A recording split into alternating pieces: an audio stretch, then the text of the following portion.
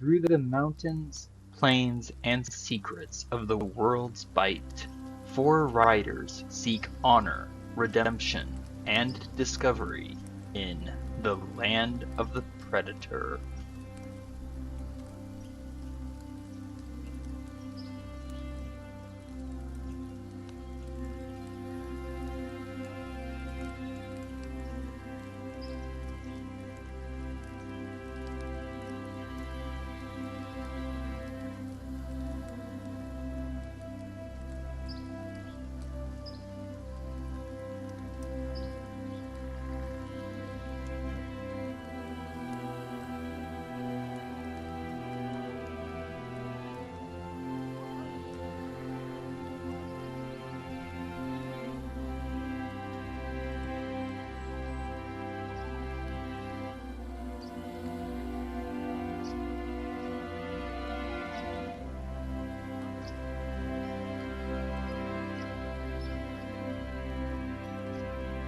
In the shifting sands of the desert, Crusovian war tribes fight an unending war centered on 4 hidden holy sites.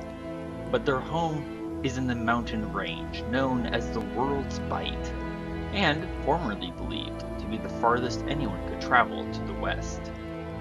A nomadic people, the Crusovians are known to adopt others into their tribes, but born or adopted, all Crusovians must show themselves to be honorable and dedicated to their generations-long mission. Now let's get into it. Welcome to the new campaign! Woo! The land of the Predator. Indeed. We are going to step back in time several days to the 29th day of winter. It is only a few days after the blood moon. For reference, the elves with their 4,000 Crusovian allies have just left the island in the center of the lake. Deep in the mountains west of the vast desert landscape called the World's Bite by the Crusovians, the tribes of the Crusovian people live, wander, and train for the war they fight constantly in the desert. One particular tribe has had a bit of an exciting time of late. The chieftain of the tribe, one Seeker Resiv, and his wife, Rain, are looking to soon have their first child. So the tribe has been making speed toward a known ancient village that is hidden from outsiders at the foot of a mountain. Second, Seeker Resiv has taken on an apprentice in the druidic ways, in a somewhat unprecedented manner. A diminutive halfling who was found with his adopted brother, wandering aimless and alone in the World's Bite. Third, during the last blood moon, a young hunter who recently joined the tribe earned himself a measure of honor.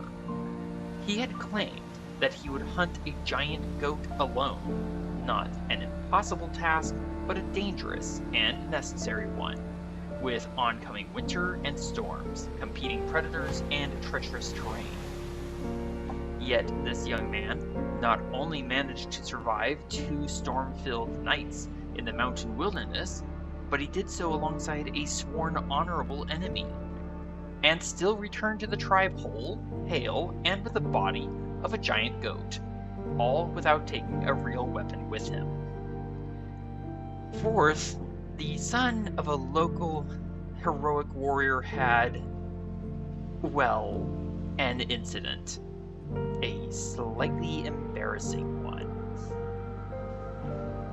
Marcus, you sit in your father's wagon, feeling, as can be imagined, rather humiliated. Fortunately for you, nobody got hurt during that recent incident, thank the spirits and the Malachim. But falling asleep on guard duty was not exactly how you had imagined and expected your introduction to becoming a warrior to go. Your father, Horace, sits slowly down on the barrel next to you, smelling of wood smoke, fur, and tobacco. His hands are broad, scarred, and still terrifyingly strong. Well, He rumbles quietly. not exactly a good start, eh, lad?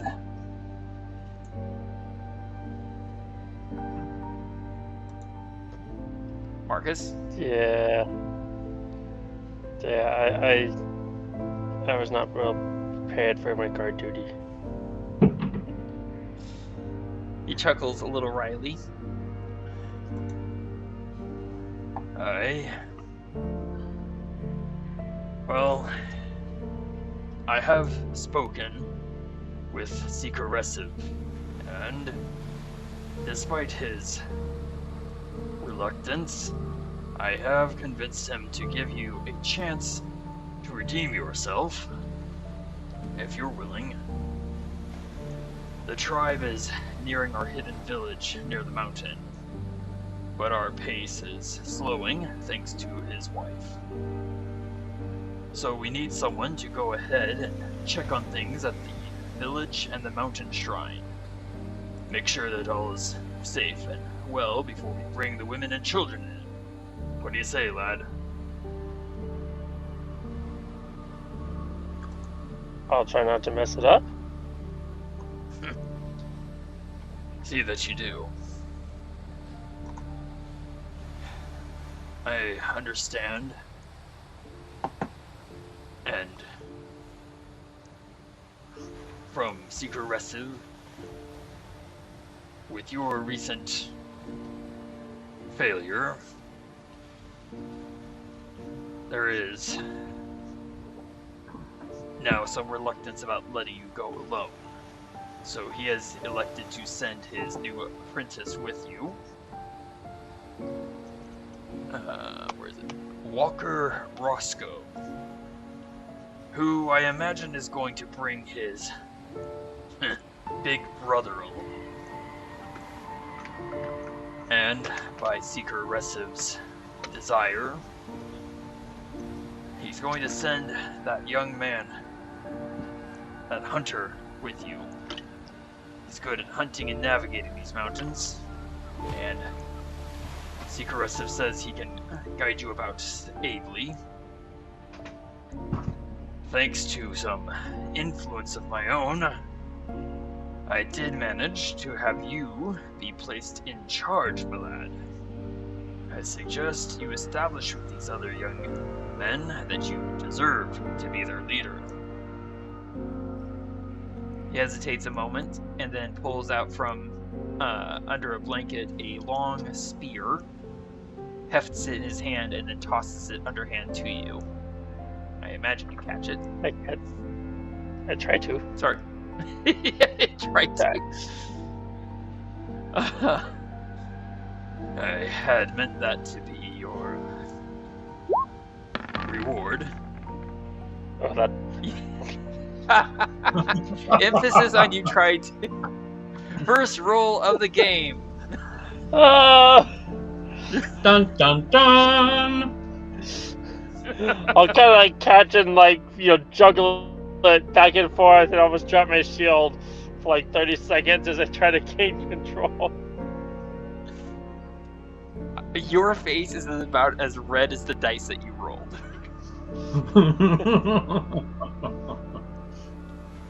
And I didn't call for it, but... Horace watches you for a long, perhaps slightly worried moment. Well, I had meant that to be your reward for a job well done. Maybe you can learn to be a bit better with it. Perhaps a lot better while you go forth and lead. One hopes. One further thing. I hope you succeed rather than try, my lad. One more thing. You're gonna have to move pretty quick. Killing you over there, sir. You're going to have to move rather ably. So seek aggressive. One more thing. One more thing. One more thing. You're going to have to move rather quickly, and these mountains aren't friendly to slow wanderers, so seek aggressive is giving permission for you and your companions to take horses with you. You've seen Roscoe. He is not able to control a horse, such as what seek aggressive is giving you, so his big brother will have to handle it for him. I think you'll find Tanner over at the herd. Well, good luck, boy. He gives you an awkward pat on your shoulder. May the spirits and Malachim watch over you.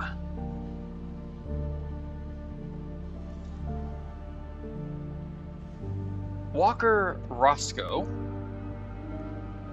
you have received instruction from Seeker Resiv to go forth ahead of the tribe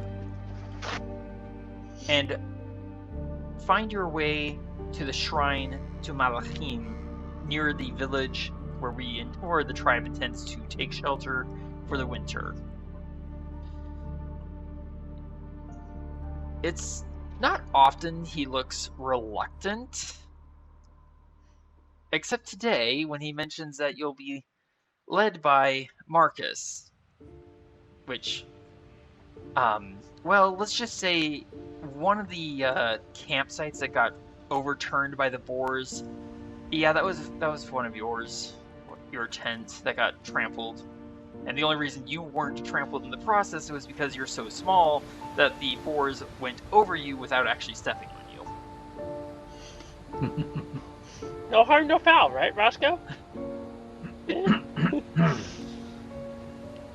Ended up destroying my favorite teacup, so now I gotta get another one.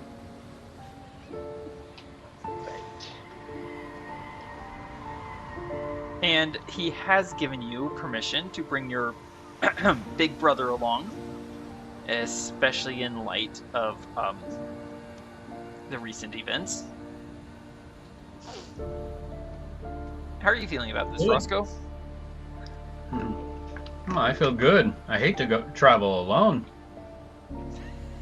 I'm not giving you an inspiration point quite that quickly, although I'm tempted.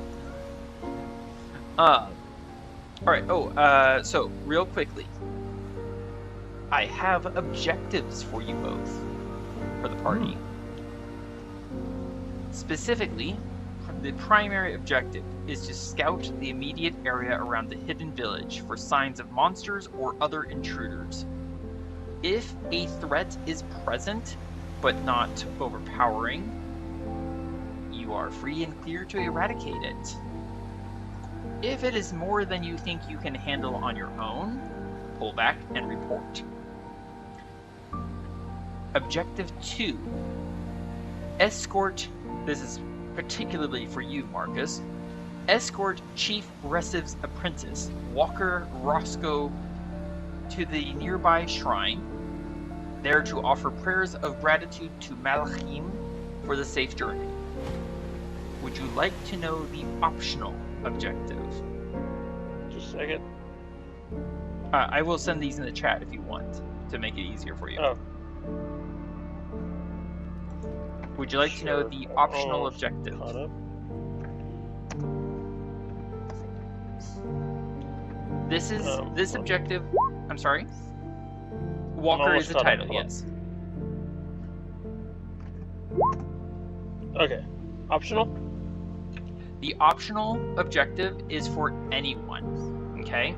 So objective 1, that's for the party. Objective 2 is specifically for Marcus.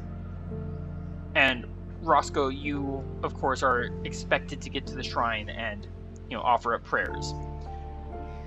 The optional objective is available for anyone who wants it, and hint hint, is a good way to start gaining honor. And I am pasting it, and The optional objective is to defeat a powerful foe in single combat.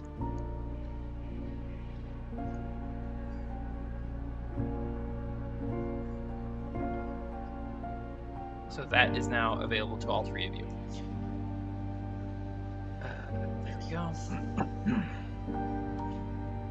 Throk, Roscoe,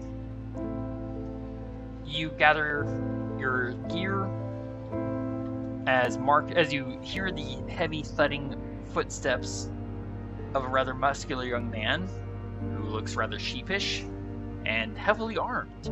It is Marcus. Leader. Yes, that is our leader.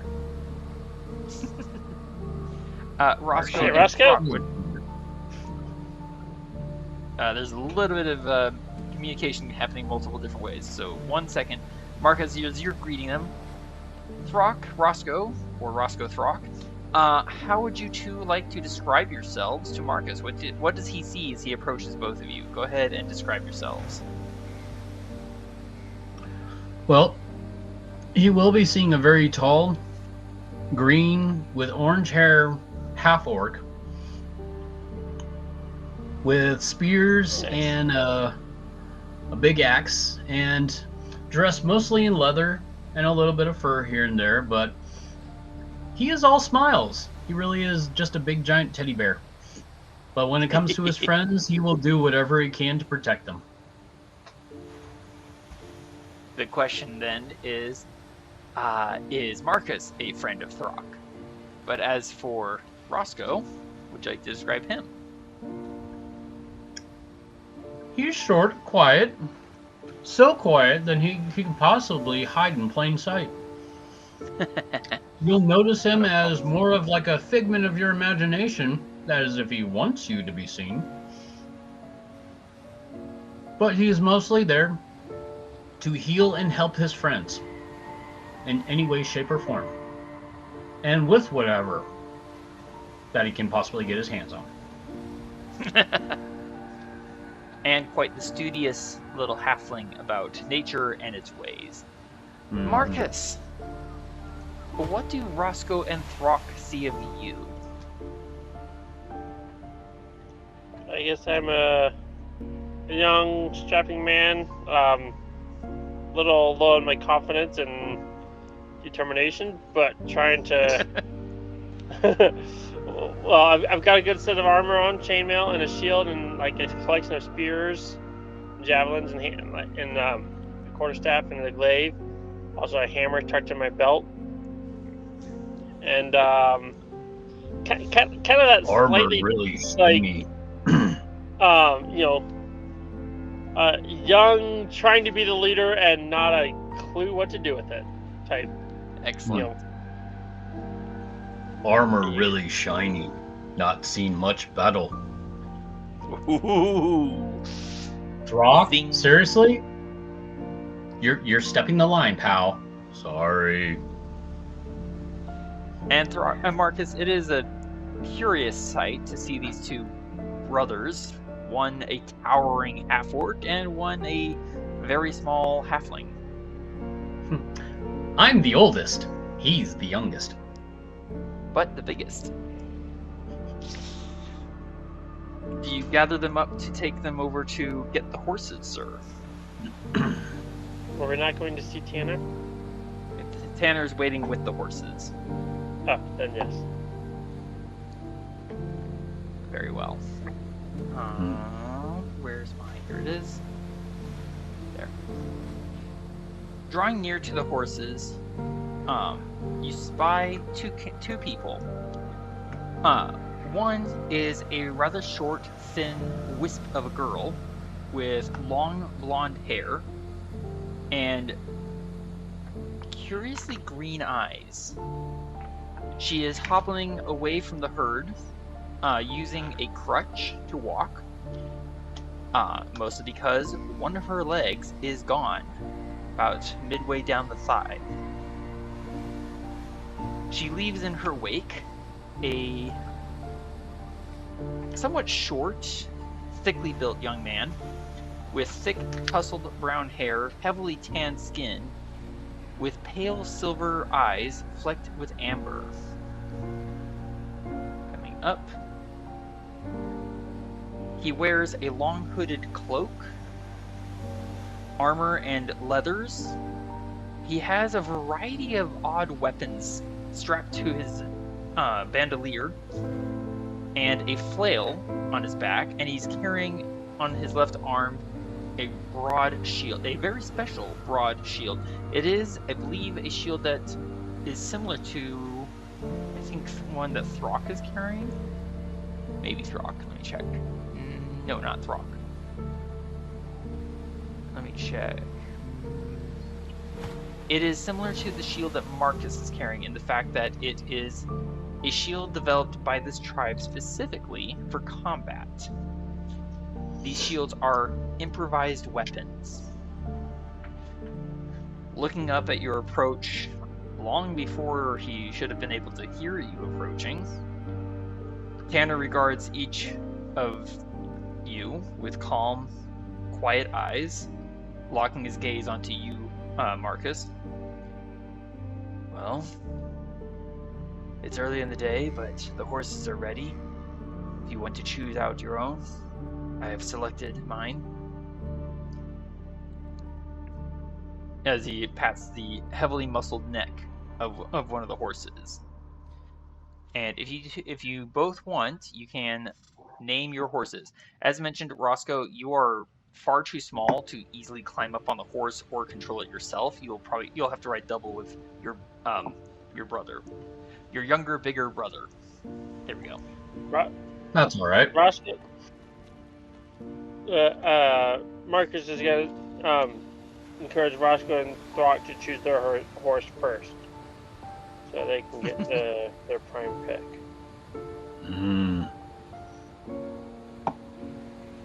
Both look good to me. Yes, but it has to be the right one. Let's go with that one on the left.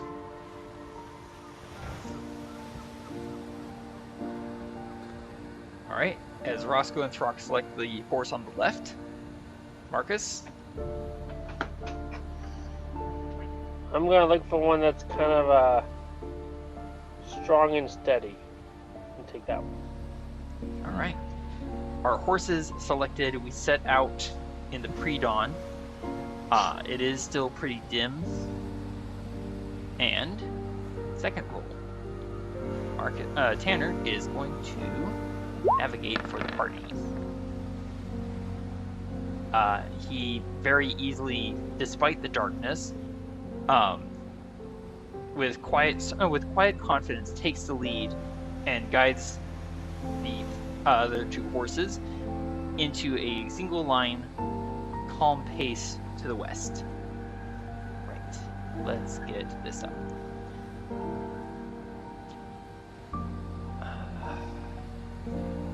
About an hour into the trip, so we have well left the rest of the tribe behind at this point.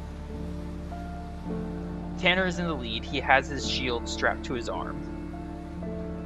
Marcus, what is our current riding order? Are we still single file? How do you want us to be arranged? I'll send Tanner scouting first, and I'll ride side by side with Roscoe and Throk. Excellent. Assuming there's space, and if not, then...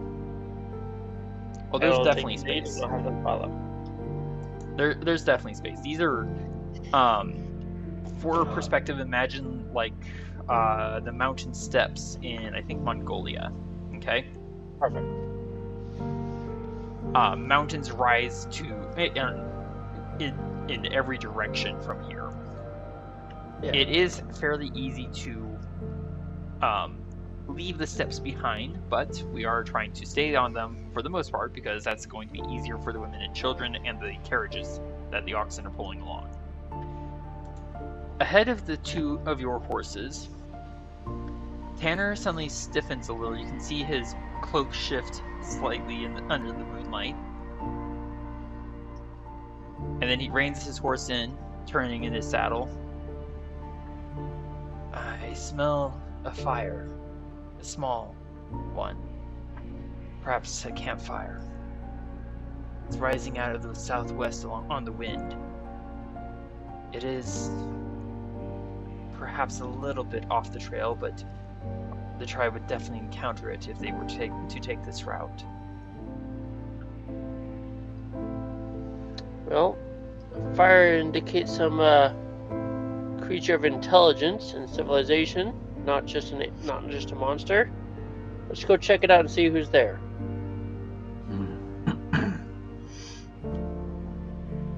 As you wish. For reference sake, there is a light wind blowing out of the southwest. It is winter. It is only a little around 30 degrees, and there is a light misting rain. Okay? Might I encourage Tanner to have us try and approach from downwind?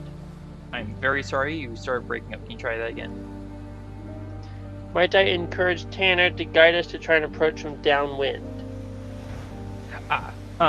In point of fact, that is our exact position. We are downwind of we are already downwind of the campfire. Make sense? Yes. Okay. Tanner will first actually dismount and get down low to the ground. Let me see if I have what I'm looking for. Tinderbox, excellent, but not what I'm looking for. Using his cloak and his body to shield what he's doing, Tanner uses his tinderbox to light one of his candles in order to closely examine the ground. Oops, that's not what I wanted to do. Let's do this. 16. Yep, okay. That is enough. Following the trail a little bit, leading his horse rather than riding. After a little bit of traveling, Tanner will look up, putting the candle out in the process. 9 small creatures on foot. They passed through this area about 11 hours ago. For reference, that would be about 10 p.m. the prior day. I messed up on some things. I misread something. It is currently 9 a.m., so it's... Goodness. I got my times mixed up. That's embarrassing. Alright, so it is 9 a.m. About 11 hours ago, 9 small creatures passed through this area. Okay? Mm-hmm. Does anyone want to examine the tracks themselves? Well, These look like footprints. Or hoofprints? How do you tell? Can I inspect somewhat? You can give me an investigation check as Tanner very politely points out, well, you see, these prints are not shaped like horse hooves or any other. Oh no.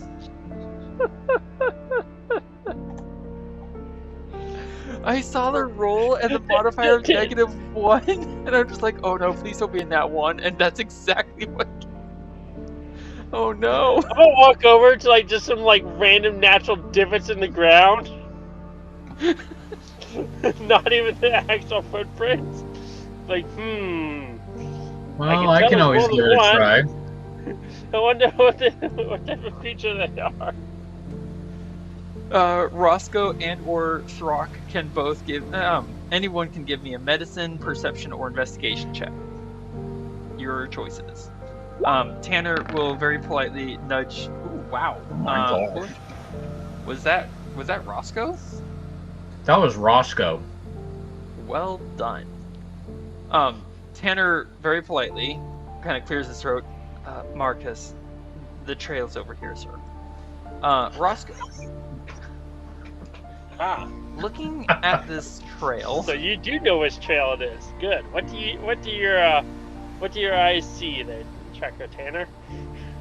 Were you about to say what your elf eyes see? I was waiting for that too. I was about to say, like, wait, I'm not sure where you are exactly. Roscoe, as Tanner is helping Marcus figure out which is the difference between a dip in the ground versus a footprint in the ground, you and Tanner both kind of lock eyes with each other as a small understanding for a moment passes between you. The group that moved ahead the night before, that Tanner is now tracking, they were moving at a rather slow pace. Either because... Let's see, you rolled a medicine? Okay.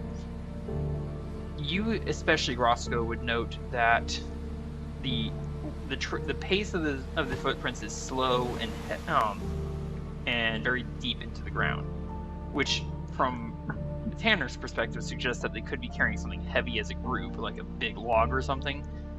But you, with your medicinal knowledge, would note that there's quite a bit of stumbling about, which suggests to you that, for whatever reason, the 9 creatures were having some trouble walking.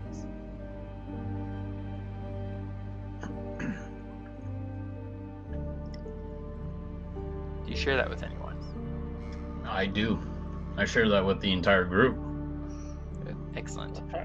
What type of trouble do you think they were having?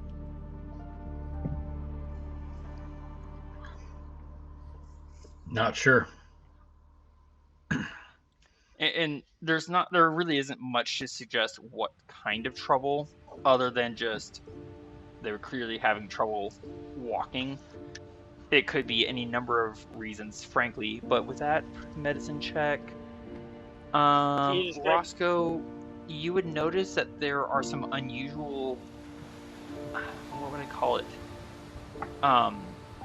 Unusual bulges with the footprints, almost as though there was like mutant growth occurring, if that makes sense.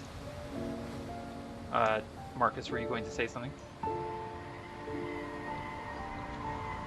I was just trying to figure out, like, if you could describe anything about the nature of what's starting the trouble, whether they're like kind of rambling back and forth, if they're just unusually deep, going like 6 inches deep or something, or what?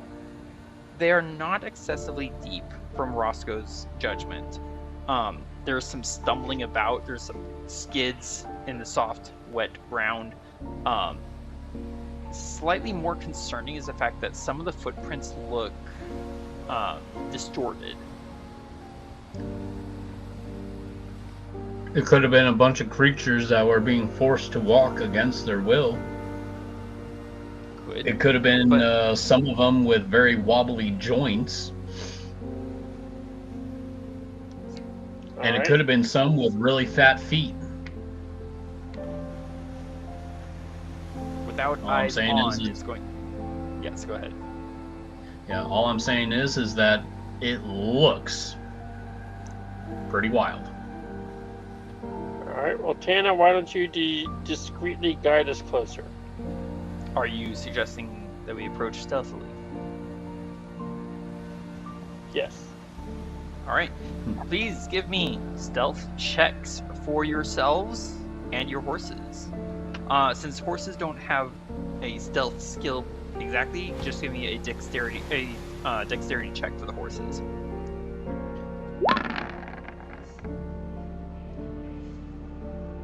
Alright, Tanner got a 12.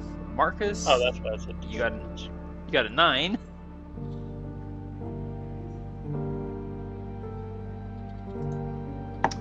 Okay.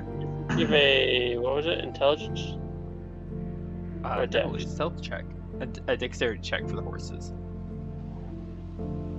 Sorry, I misunderstood your comment. Or question, excuse me. Wow. Marcus, your horse is unheard. Practically unseen. And that's with you riding on it.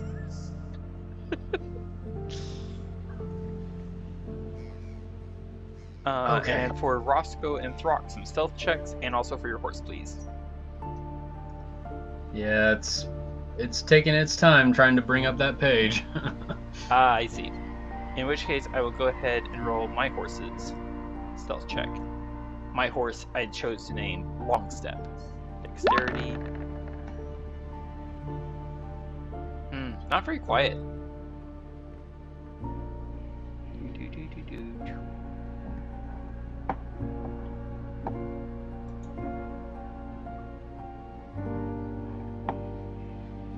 And still having some trouble there, sir? Yeah, she's still. What? Okay, now it decides to open up. Okay, cool. Okay.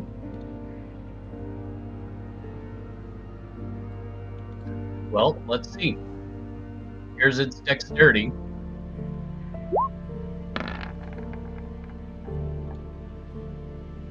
Alright, so not terribly stealthy either.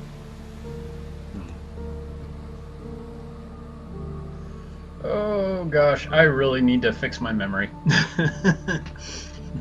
Well, you know, if you would stop forgetting stuff. But Okay, so that's its dexterity is the 8. Okay, well, here is Roscoe's roll for stealth.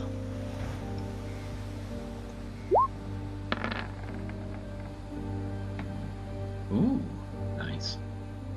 Very nice.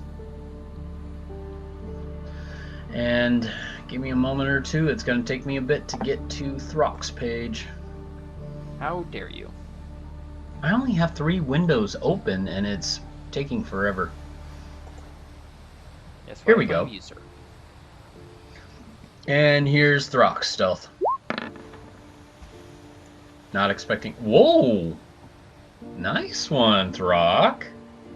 Indeed. What the... Shh. Okay. So, on the map, you will see our character tokens and our horses. Also, right here in the north indicator, the arrow here is indicating the wind's direction. We are passing through a field of boulders that are roughly about 15 feet tall. Slightly ahead of us, which I'll just send a focus ping, there is a long downhill grade from our current position. If you will all zoom out to about 50%, there is the glow of a fire. Ooh, wrong button. Ah, goodness. Over yonder. I will use an arrow.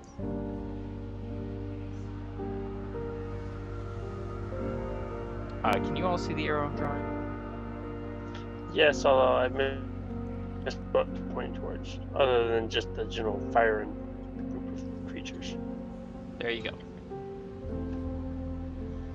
So let's see here. 1, 2, 3, 4.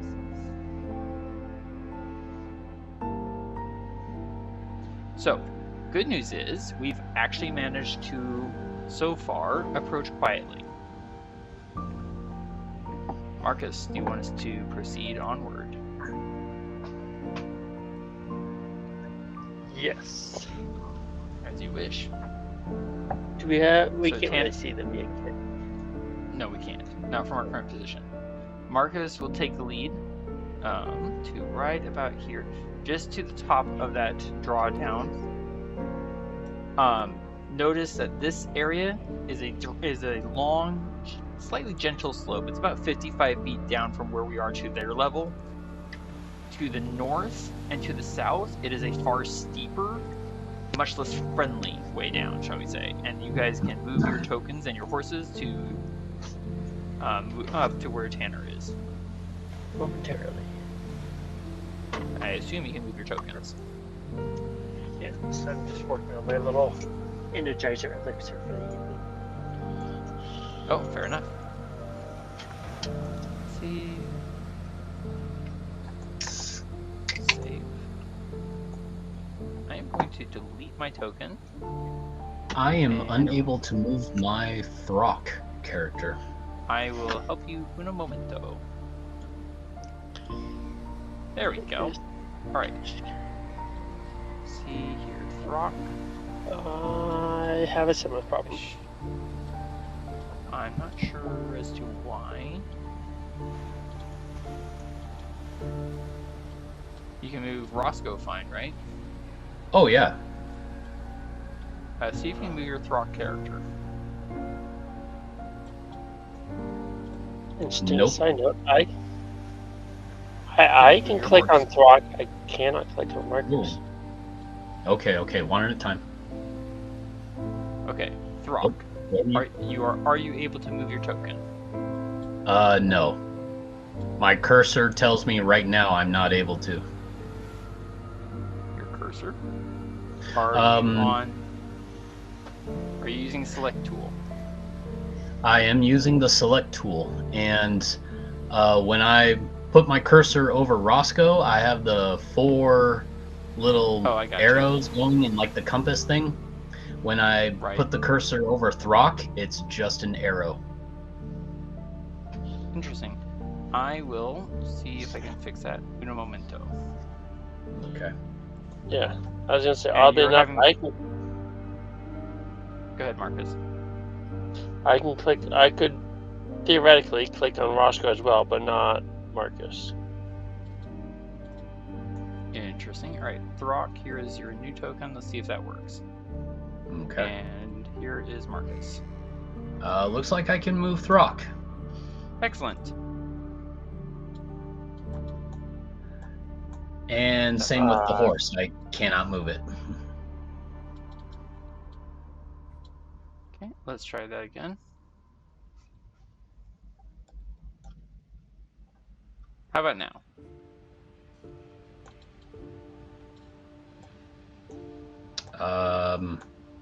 No.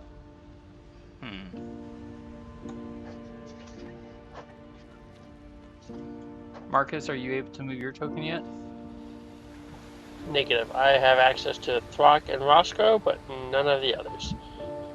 Wait a second. How come you have access to Throk and Roscoe?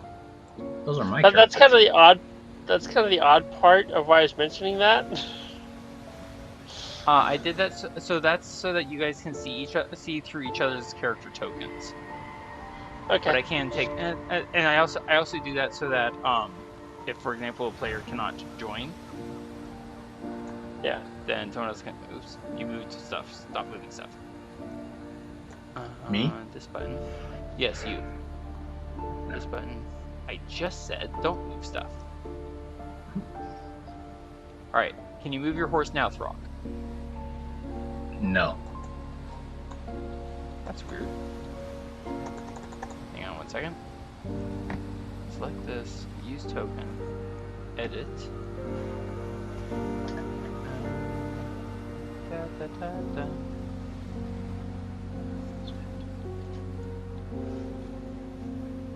Save.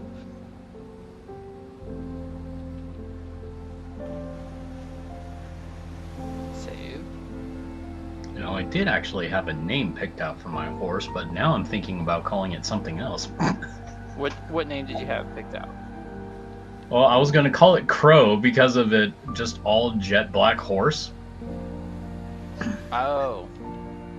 But now I'm thinking of calling it Standstill.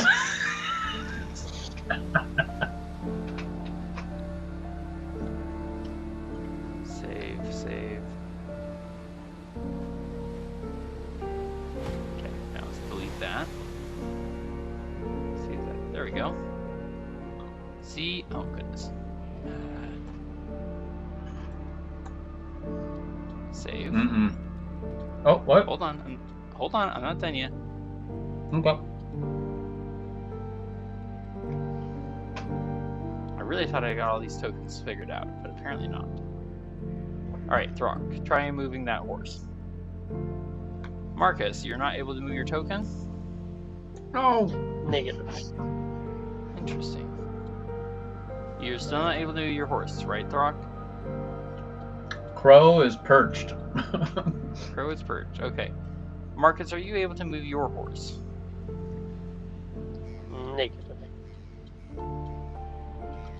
And still Crow. negative on Marcus. Crow, Would it help if we sit. back? Sorry, I was gonna ask. Would it help if we Time. backed out and?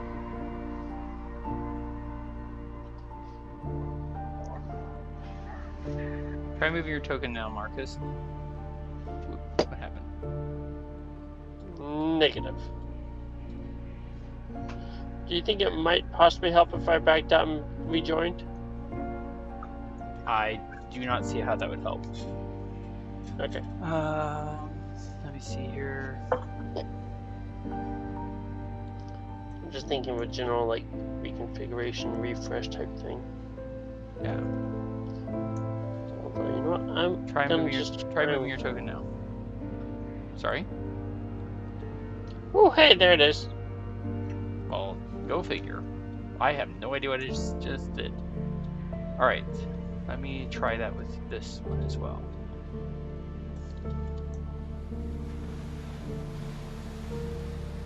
Put him on the horse. Although I do not have access to the horse. I'm still working on it. Okay. One thing at a time.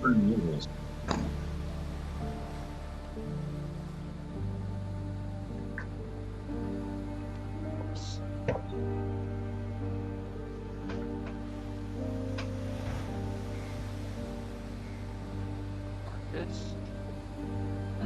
And Marcus.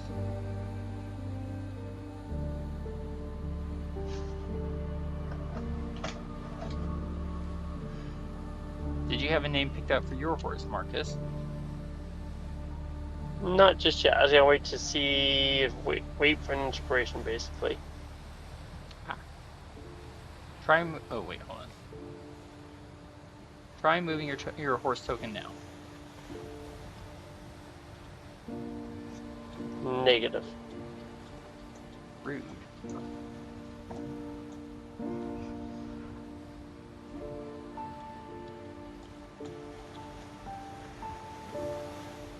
Save.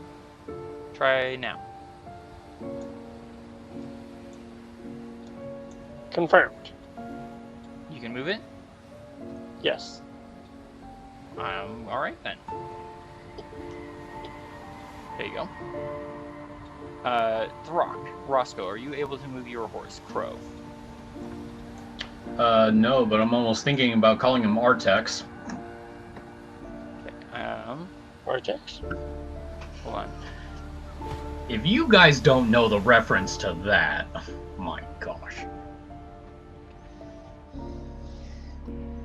I am trying I know to fix there's things. plenty of other people out there that have heard that reference and are like, oh, you do not dare.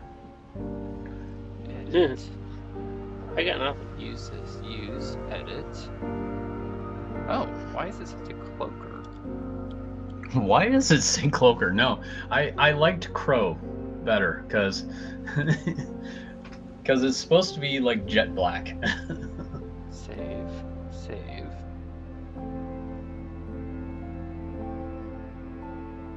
Okay.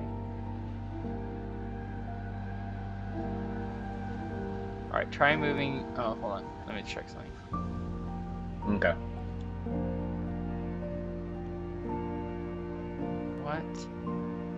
What? It just said What crutches. is happening? Yes, I'm aware. Okay, I don't know can why. actually move the horse now. Yes, but please don't. That is weird. What is happening with this? Hang on.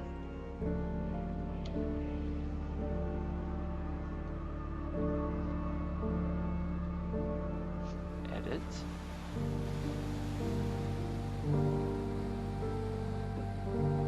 Roscoe. Roscoe. Let's do this. Edit. Save. Wait. I think I know. Let's do that. Save. Save. Now try moving it. Nope.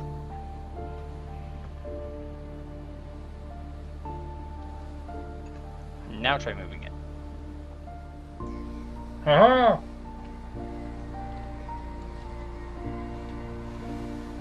And save. Alright, so I think I figured out more or less what's going on. I just need to fix one more thing. Please stop moving it. Oh, sorry. I'm just having too you. much fun now. Yes, I know. Alright, so that should be fixed. And now I need to fix my horse. Now I gotta fix my horse.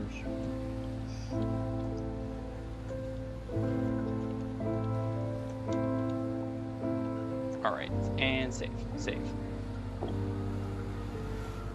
RVP to move. If you can move your tokens, then yes. The horse is now riding us.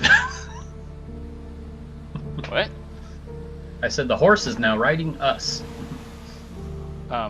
Please don't put your horse in the same space as my horse. I thought I just one hexagon off. I'm sorry? I thought that was one hexagon off, but I guess maybe not. What are you doing there, Roscoe and Throk? The horse icon is riding on top. Oh, hang on, us. I can fix that. Oh, sorry. Oh, thanks for that. Hang on. There. There you go. Hooray, it's fixed! Alright, you On should the now road be hearing this. again. On the road again. Alright. Hooray, it's fixed. There's Alright, a light from wind our- direction. Yes, there is. Let's see. From our current perspective / position, we are now able to see about 4 small green humanoid creatures. More specifically, we would know these creatures to be goblins.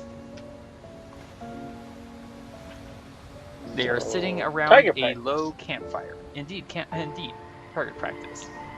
They are sitting around a low campfire near 2 20-foot tall boulders and at the base of a 40-foot tall tree that is rather bare, given that it's winter.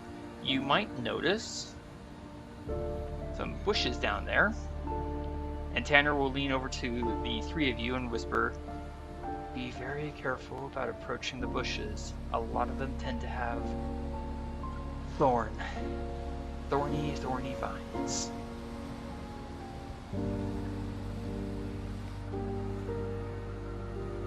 And then he looks Alright. specifically at you, Marcus.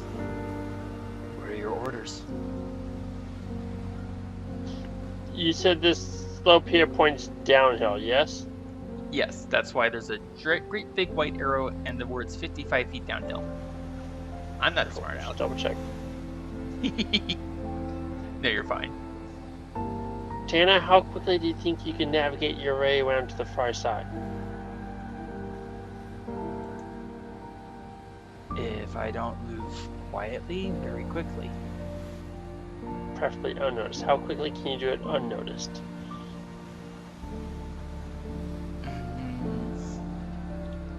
Tanner is going to gauge the distance from its current position.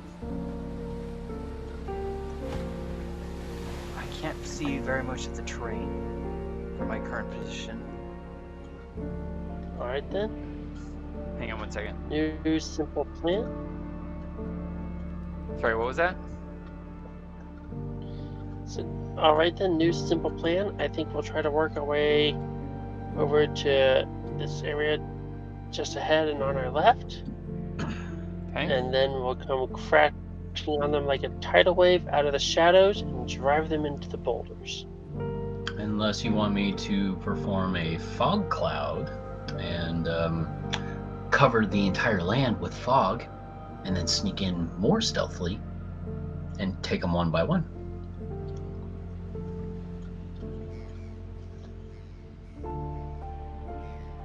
There is another point to consider, Marcus, Tanner says as he wipes some of the rainwater from his brow. We followed the tracks of 9 creatures here. We see only 4. Where are the That's other an excellent 5? and useful point. I heard Roscoe asking where are the other 5, and Marcus, what was your comment? I said that's an excellent and useful point. Roscoe, do you have any other useful tricks you can keep handy besides the fog cloud? Let me look in my bag of goodies.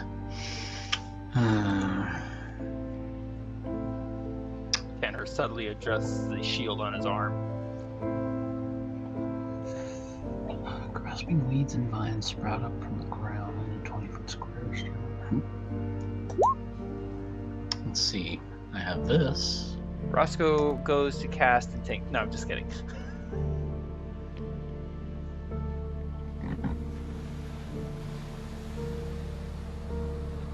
Of special note with this spell, it only affects creatures who are in the area when you cast the spell.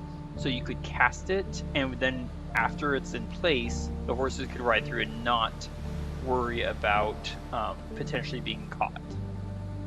Yeah. I could possibly get to them as close as possible and then cast it. One other consideration, you could send me to scout the area and see if I can find any further tracks. You've got, let's say, 1 minute to go scout. Do you think you can do something useful? Tanner has already slipped off the horse by the time you said that. What was my stealth check earlier? It was 12. Okay, thank you. Would you like me to use fog cloud instead? I think if you can have a spell ready to either trap them before we even hit them, or keep something ready to protect us in case another few creatures come at us from behind when we first engage. I don't see much help to us if you blind the entire area just yet. But I think if you can trap a couple of enemies in one area, that sounds more helpful. And prohibit them from moving. So right now I've just set my screen to see only what my character can see.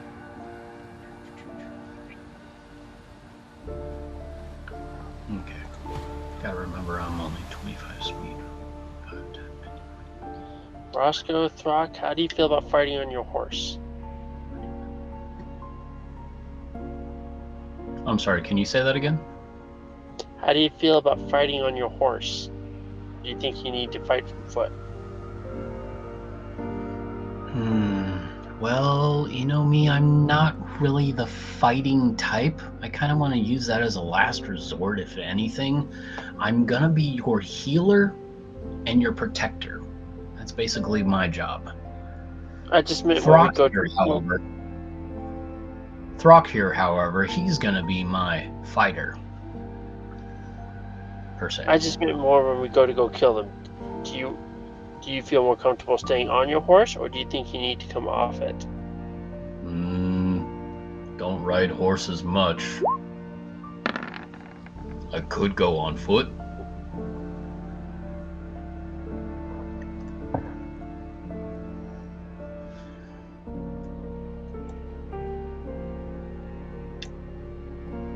Yeah, but Throk, you do need the practice. So you might as well try it now and start getting used to it later.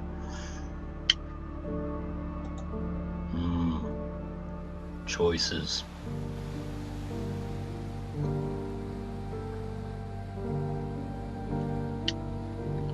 Roscoe, what do you say to setting us?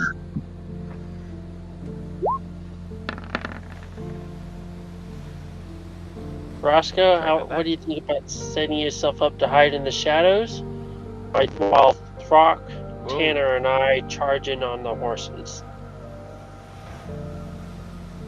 Yeah, that's fine with me. Once Tanner comes back with news of the area, I think that's what we'll probably do.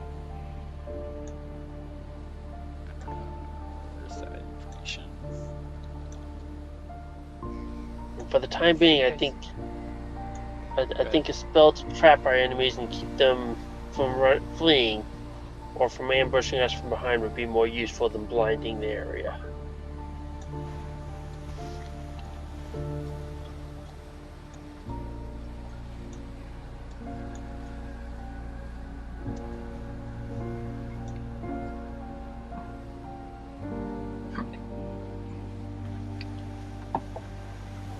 see.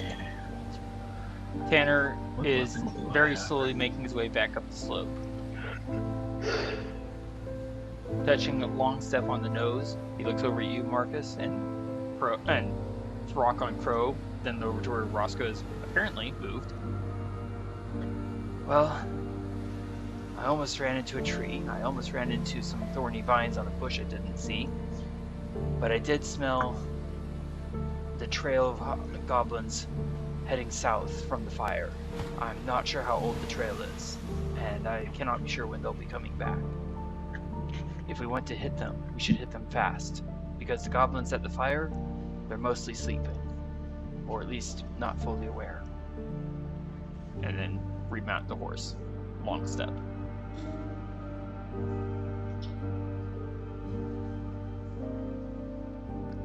All right. Let's say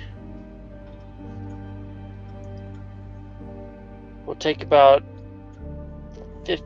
All right. I don't have a good doorway to describe this, but I'm gonna basically encourage us to take, let's say, 3 rounds to get into position. I'm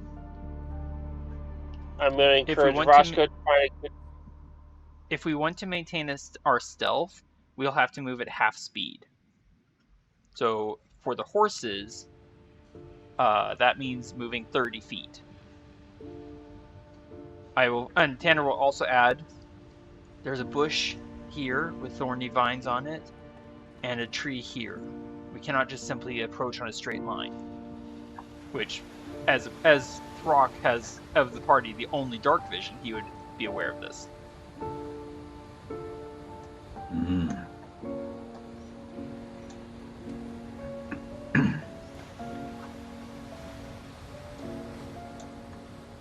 What do you say, Marcus? Yeah, I'm just gonna say, let's. Like I said, I don't really have a good narrative way to describe this. If that makes sense. But basically, I'm gonna give us 3 rounds. I'm gonna encourage Roscoe to go find a good place to hide in the shadows over right about this location. And on the 4th round, let's see.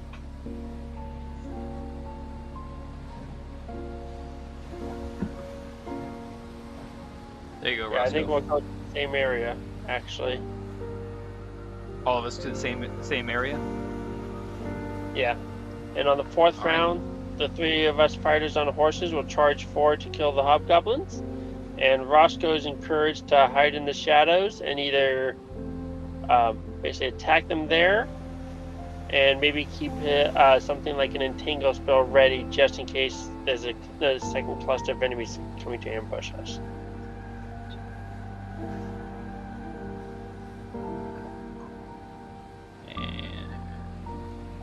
So, for your sake, Marcus, 3 rounds of movement at stealthy pace would put us right about there.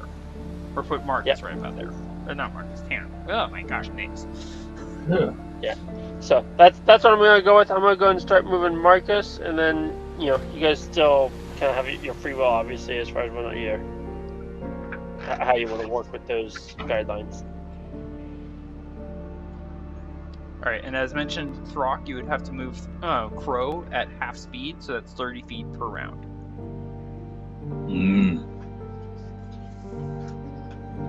Do we want to move all the quick way, question. or? I'm sorry. Yes, go ahead and move on the whole direction. I only measured it out for the sake of everyone else. Throk, did you want to equip your standard shield? I have shield. Oh dear. Odd question, but is the lighting dynamic supposed to move? I don't Yes. see. I don't seem to be getting a field of vision that represents Marcus's field of vision. That's because that is because you are a human and you do not have dark vision. Ah, well that sucks. But okay. And we are in the mountains, so light and shadow have fun interplay with blocks of stone that typically block lines of sight. Please give me a dexterity saving throw for your horse, Marcus. Realizing this, can I have Tana actually guide us? He doesn't have I dark would vision either. He does not have dark vision, but he does. But as mentioned, he did crawl through that whole area, so he does have a rough idea of where things are. So as you're Throk? approaching, Throk has dark vision. May I finish speaking? Sure, but I was about to ask Throk to guide the three of us, but yes. I found shield. Oh no! Does he actually yell that? No. Okay. And Roscoe, to note, you are quite a bit of distance away. Is that where you want to be?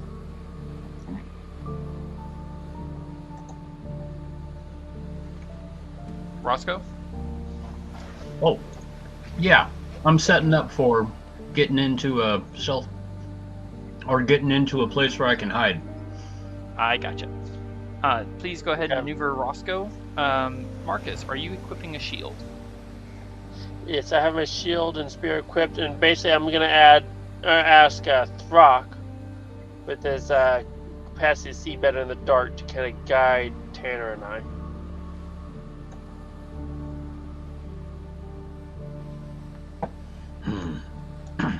Sure thing.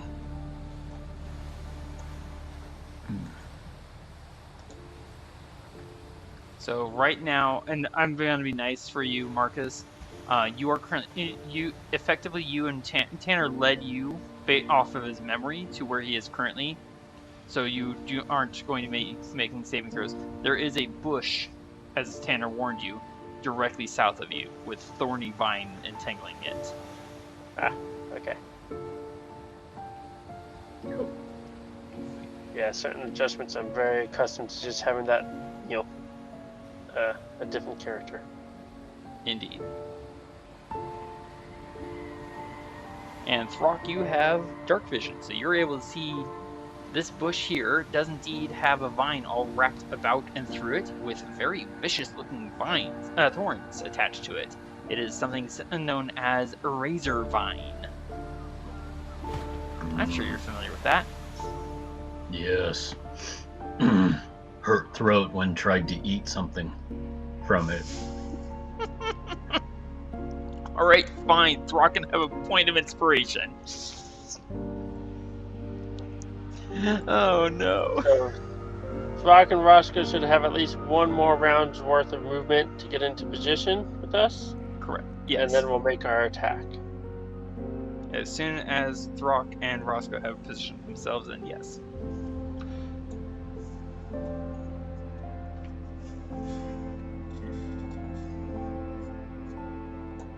Are you ready? Alright. Please select each of your tokens and roll initiative. And also roll initiative for the horses. Throk roll. 21 for Tanner, 10 for Throk, and 15 for Marcus. And now the horse, of course. I had to throw that in. Now, the initiative for the horses only matters if we dismount. Okay? Okay. Keep in Roscoe mind roll. Keep in mind that while we are mounted, the horses cannot attack unless when we mounted, we allowed the horse to act as it chose.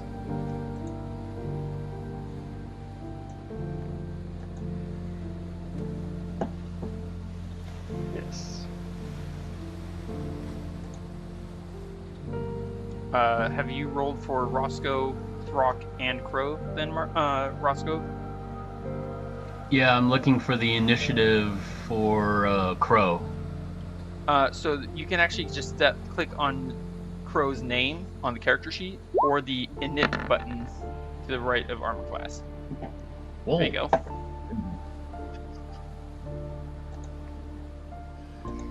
It's kind of weird working with 3 or 4 separate pages. Yeah. Yeah, I mean, I don't have any idea what that's like on my screen. Oh, stop it. Marcus, please give to me a performance check.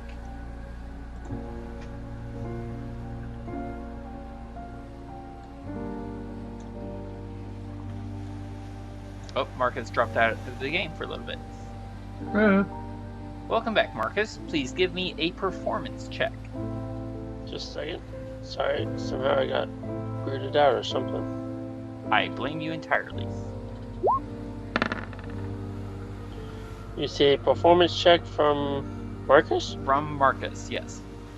Am I acting out a gag or something? No, you are giving me a performance check.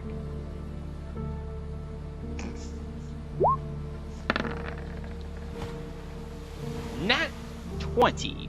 Alright, so let's get the initiative tracker up. Thank you for rolling that. And now I will explain why I had you roll that. That was you, how well you performed in rallying your troops, and because you did better than the leader of the opposing team, our party gets to go first. So this is going to be... Whoops, what happened here? Where is my character? Here he is.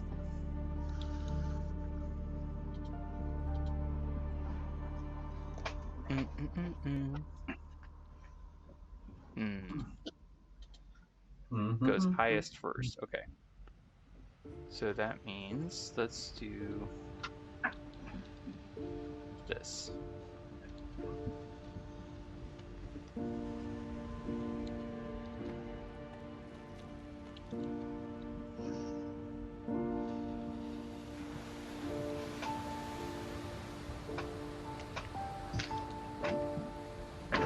I think this will work. I'm not entirely sure. Which means da da da da da.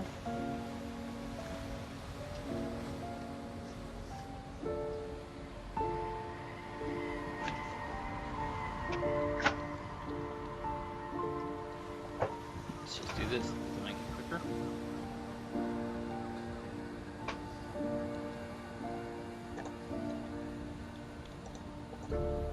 Alright, let's see if that worked.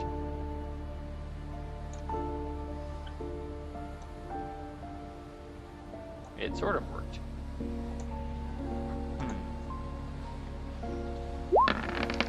Oh, shoot, that's not right.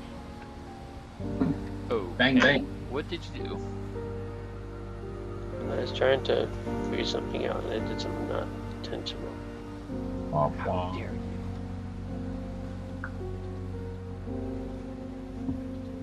Let's see if this works.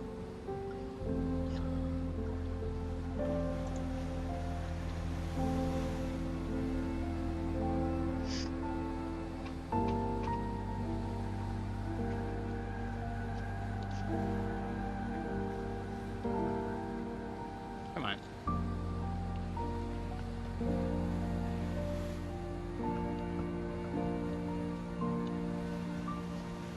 Let's try that.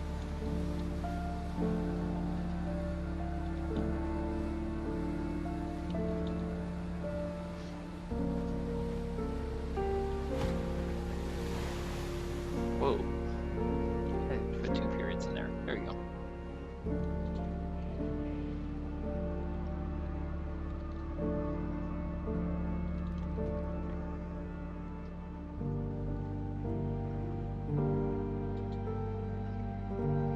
All right, top of the round.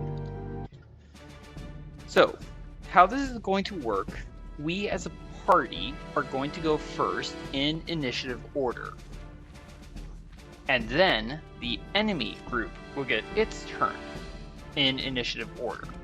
However, because we didn't, as a group, pass on enough stealth checks, they are surprised. So for the first round, they literally get to do nothing. With that in mind, Tanner, on the lead horse, is going to gallop forward to here, and he's going to swing his shield at the goblin right down there. This is an improvised attack. Or shield. I swing, and I get a nat 1. So that misses. Now I'm going to use my bonus action from my Tavern Brawler feat to attempt to grapple him. Athletics.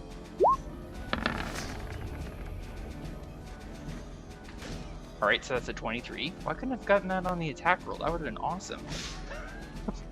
Alright, and he is going to go with... You know what, he is surprised. I'm going to give him disadvantage on this. Which means he does not get a nat 20. Alright, so he is grappled. And then I'm just going to have my horse... Let's see. Dash. So I'm carrying this goblin away as it squeals in shock.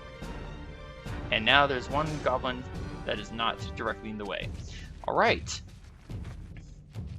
Crow is controlled, so it does not get a turn. Marcus, you are up next. What would you like to do?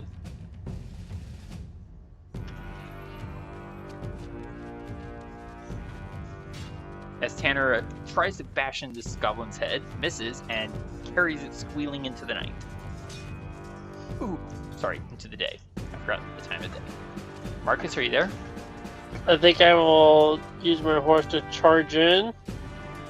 I think I'll have him take the dodge action, actually. Okay. As I stab, and then I'll swing the butt of my spear at this hobgoblin here. Let's see say, it. Roll for it. Follow me, Throk! Let's see it.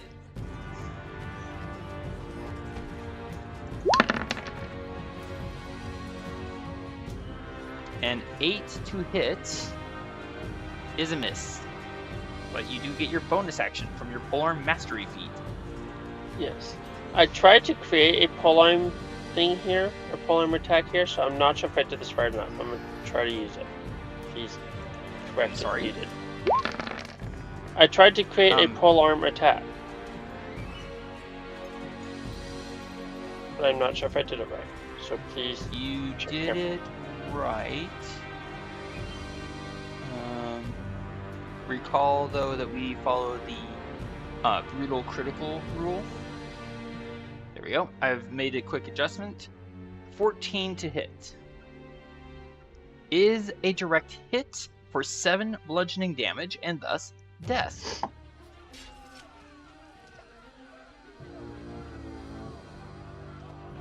Your horse has 5 feet of movement remaining, and any attack against your horse is at disadvantage because dodging. Although you did leave your horse behind. Yeah, that should have come there with me. Alright, Marcus, did you want to move your horse 5 feet? I'm wishing I had not taken the dodge action, but it's too late for that now, I guess. I will move hereish. No, good. There you go. Alright, Roscoe, it is your turn. Well, let's see. I definitely want to get myself a little bit closer to the battle-ish, but you guys seem to be doing really well. I am going to sit and wait and be ready in action in case anything tries to sneak up on you. They won't know what's coming. Would you like to give me a stealth check? Or would you rather be ready in action to cast a spell? Yes, I was going to be ready in action to cast a spell. Ah, that means you are... So are you preparing a full leveled spell or a cantrip? A full level spell. Okay, so burn 1 spell slot, and you are concentrating on that spell. Even if it does not actually require concentration, that's what happens when you ready in action to cast a spell.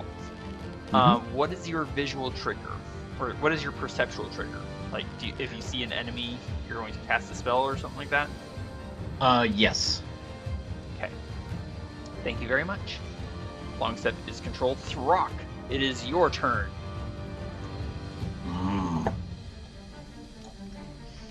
Alright, giddy up, Crow.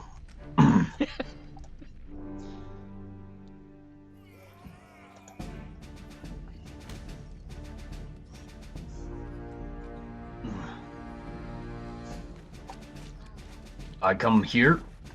Okay. You and can have Yeah, go ahead. Huh. And I throw 1 spear. Ah. All right. Take the shot. Although I don't have spear on my list of throws or attack. Did you... I don't see spear on your inventory either. Oh no, there it is. Hang on. Oh, Hold on. button won't work. There we go. 3 is what I have. There you go. I've put it... Wait, why does it say fire? What the... It did not say fire on my page. What is going on here? It's a spear, so it is... let's do this. Hang on. Hanging. Do you have your player's handbook available? I do. Alright, please go to spears in your inventory. What is going on? You know what? Just a second. I'm just going to do this. Spear. Recalling that you have 3 of them. Yes. Never mind about going there. Spear.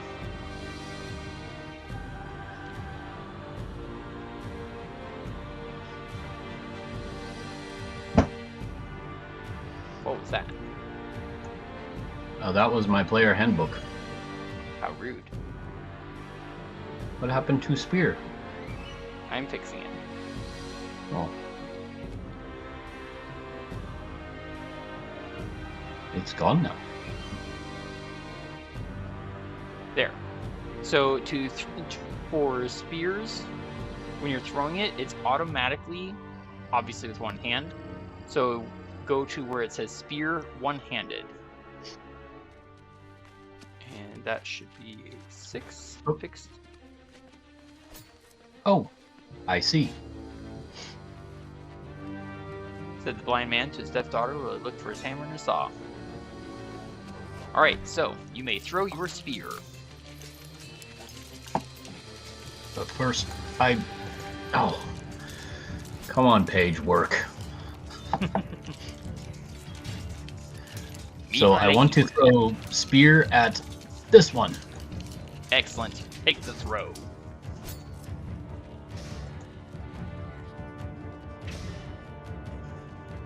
Oh, what happened? I don't know.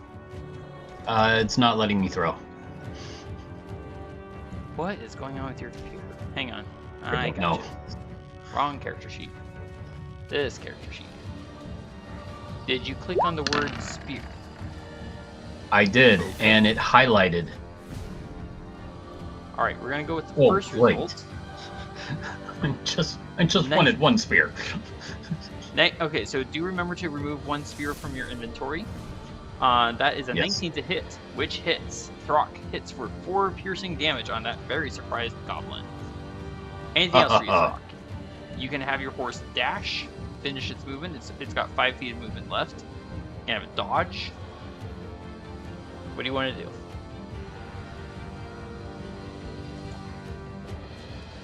Five more feet of movement. Mm-hmm. Because you only move 55 feet, and the war horses have 6 feet. I will stay here. Okay. Do you want to have your horse take the dodge action? Yes. Alright, your horses are dodging. Marcus's warhorse is controlled. The goblins are surprised. Very, very surprised, and one is very, very dead. Round 2. Tanner has one a partially squealing... wounded. And one partially wounded, correct. Tanner has a squealing goblin in hand. And he has his war shield in the other hand. So he's going to swing the shield at his trapped companion. Getting, wow, 9 to hit? What is going on here with my rolls? Oop, that's not what I wanted. 9 You is know a elf. miss. I'm sorry? You know elf.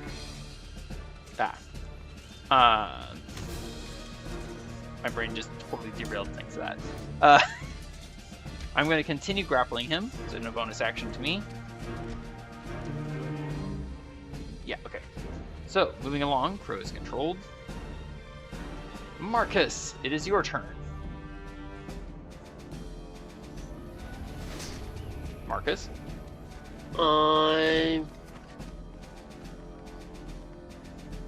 gonna ride about here-ish. Okay. And I'm going to action attack this guy. Excellent. Take the stab, Marcus.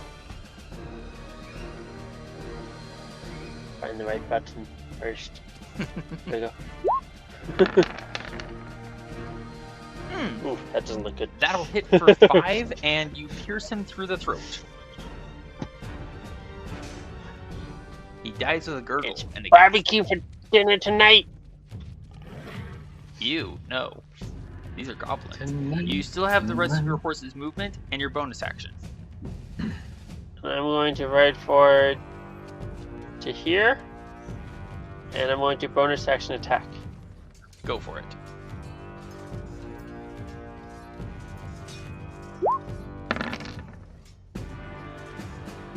Unfortunately, an 8 is a miss.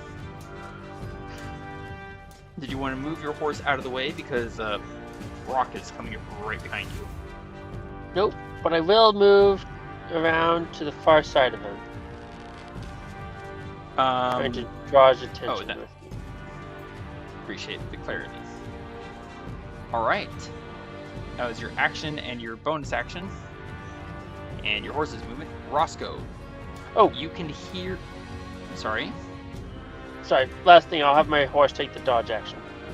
Thank you.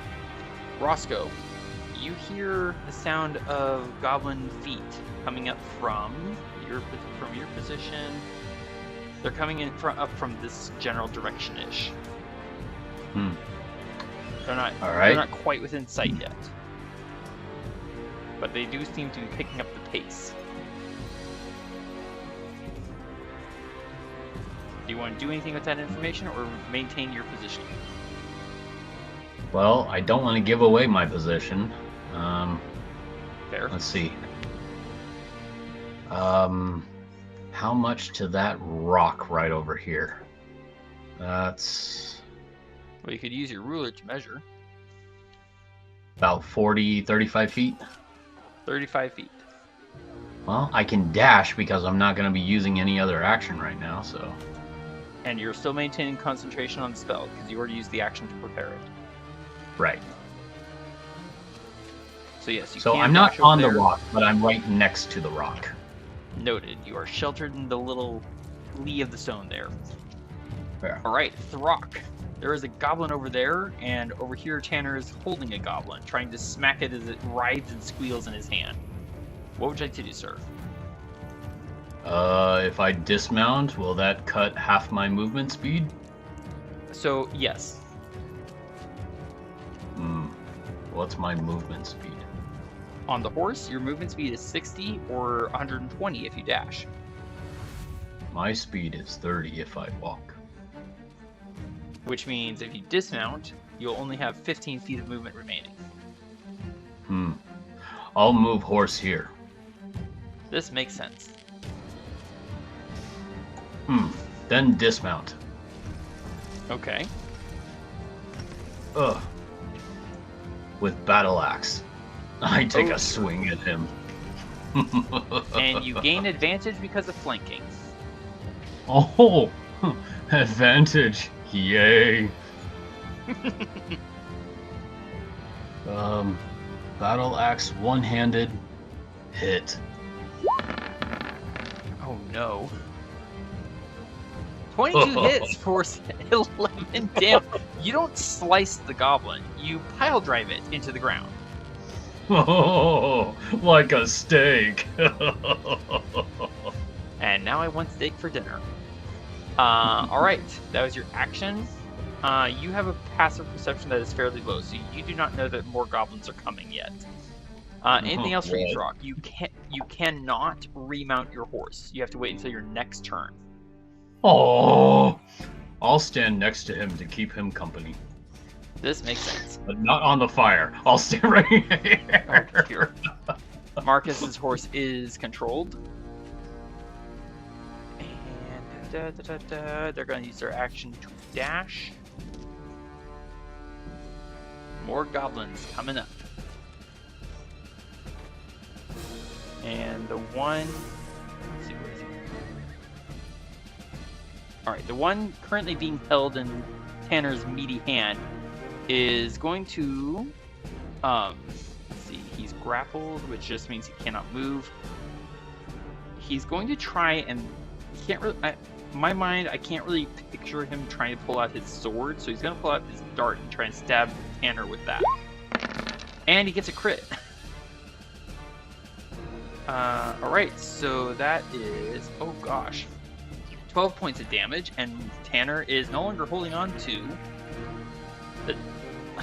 Funny thing, Tanner's no longer holding on to the goblin because Tanner's unconscious. What? Not this button. He dealt me 12 points of damage in that crit. Oh man. Throk, roll me 1 Delta 6. Not good at rolling. I don't know, you rolled a 22 and an 11, so I think you're doing fine.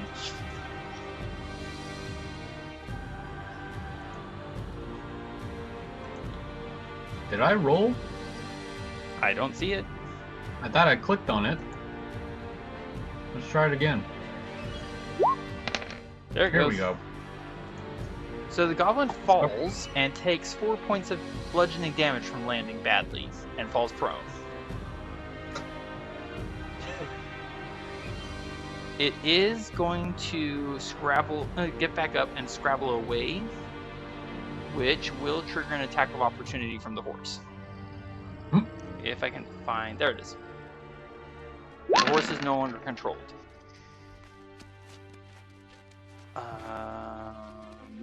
That hit. That does not hit.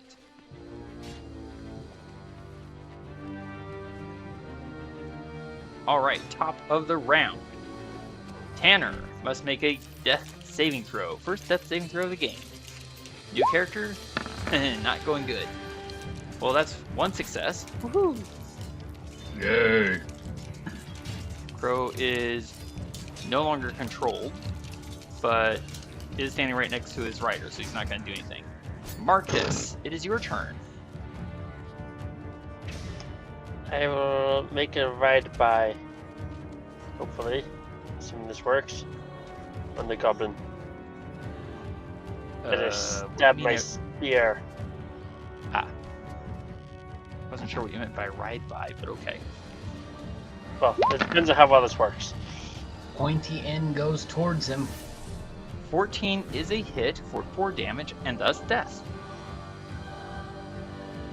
Good shot, my lord. Hold on. Make sure I select the... Oh, goodness. There we go. A new gizzard for my totem pole. No, right over here. Okay. Soon help Tanner.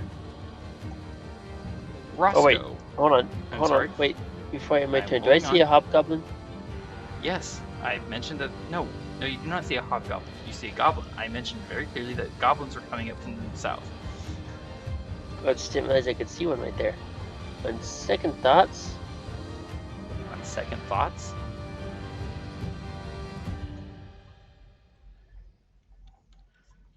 how far can I move? may I... so I'm going to clarify, Marcus. You actually cannot see the goblin there.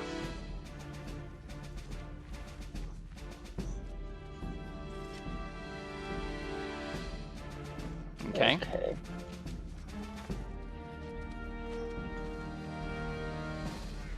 In that case, I guess I will remain. All right. Do I hear him? I do would hear say him. you've... If I may finish. Sorry. Yes, you do hear people coming up from the south, but you don't see where they are. Does that make sense? What is your passive perception as, Marcus? 9. Okay. 9? Yeah. You're able to hear something, but you're not entirely sure where or who it is. Roscoe. Unless there's anything else that you got with your turn, Marcus. I'm basically trying to figure out if I have enough like awareness to come down here and attack or not. I would say no. Okay. Not with a 9 passive perception. Roscoe, it is your turn. What do you want to do? So I'm hearing something approaching from there. I assume it's the rest of the goblins. But I'm also noticing too that Tanner is knocked unconscious, and or is he? Wait a minute. What's going on with Tanner now? It's you. So you would have heard the rather meaty hit, and Tanner's grunt as he takes a pretty serious blow. Marcus is also staying near him to help him soon.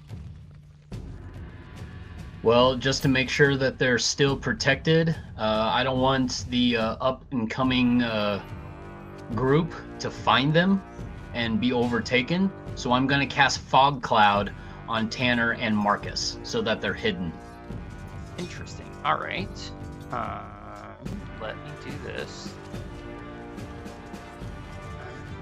This button. This is a first level fog cloud, I presume. Yes. So there you go. Awesome. Everything within that sphere, that whitish sphere, is now basically unseen. And you are Good. concentrating on that spell. Your position is Yeah. also consequently revealed, Roscoe. Well, I had to step away from the rock to see where I'm going, because I'm pretty sure I'm supposed to be able to see where I'm looking. If I'm just casting a spell and I don't see it, then I probably can't actually cast it. You need at least, for fog cloud, you need at least line of sight. You don't actually have to visually see it. So basically, if the boulder had been in your way, you wouldn't have been able to cast it. Well, yeah, being down here, I wouldn't have been able to cast it, so I had to move up here. Mm-hmm. So did you But want to move? I want to anywhere now else? move. Oh, well, yeah, I want to move back behind the boulder, so then that way I'm hidden again. All right. You would have so, if I may, you would need to move 20 feet, and on your next turn, roll a stealth check with your action to try and be hidden. Because right now you've just released a spell, Okay. so your position is, heard if not seen. Did you want to move? Let's see, you move 5, 10. Did you want to move another 15 feet? Where to? I mean, where I don't would know, you it's up to you. suggest? I have no suggestion. I'm just asking you if you want to move. Oh no, I'm good right where I'm at. I'm just gonna have to roll another stealth check next turn. As you wish. Throk, it is your turn. Did you want to remount Crow? Yes. Mount Crow. This. Okay. You slide back on. That takes half your movement, and now you have 60 feet of movement thanks to Crow. Do you? Come on, Do Crow. you? Oh, now hold on. Do you climb onto Crow and take control of him as a mount, or do you let him do what he wants? Because if I you let him take do what he control wants, of then all right, you take control.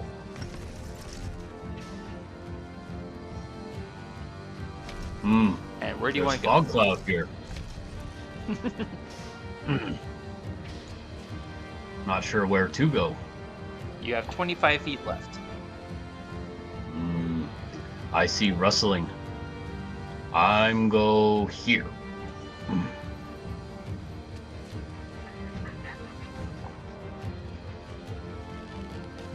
Come on. And now I wait. All right. So you can ready an action to attack the first thing that you hear coming close to you.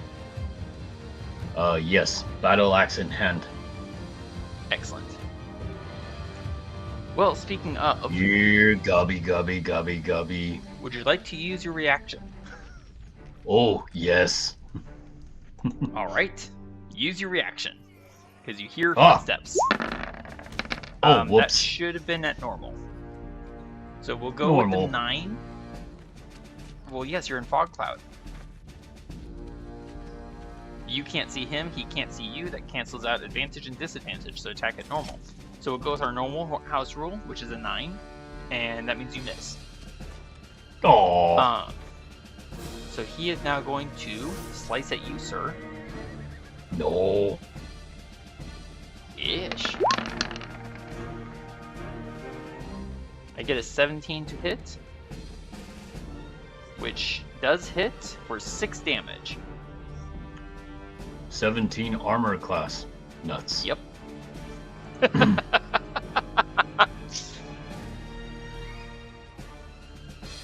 And because he's in fog cloud and you can't see him, that is the wrong thing. 25 feet, so... Ow.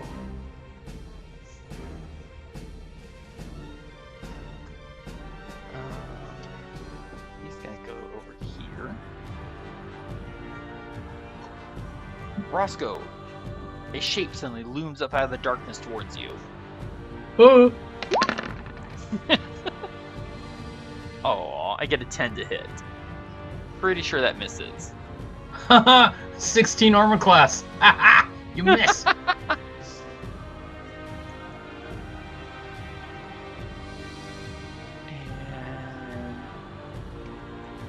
this goblin is going to take a swing at you, Marcus.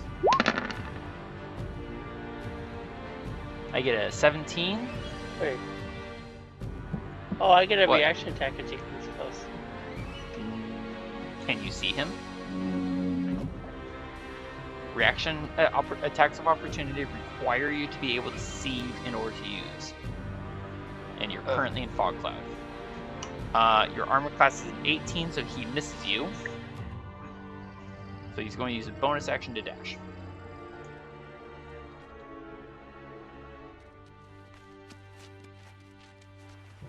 Actually, you know what? He's not going to do that because he cannot do that. So he is going to stand right there. My bad. And then this final goblin is going to take a swing at Crow.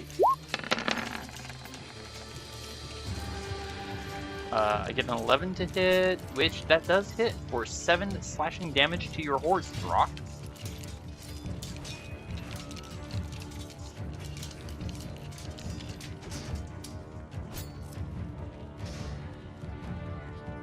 Throk? Oh, you're muted. There you go. I took care of it for you. Top of the round. Tanner, death saving throw. Please not a nat 1. Well, that's not a nat 1, but it is a fail.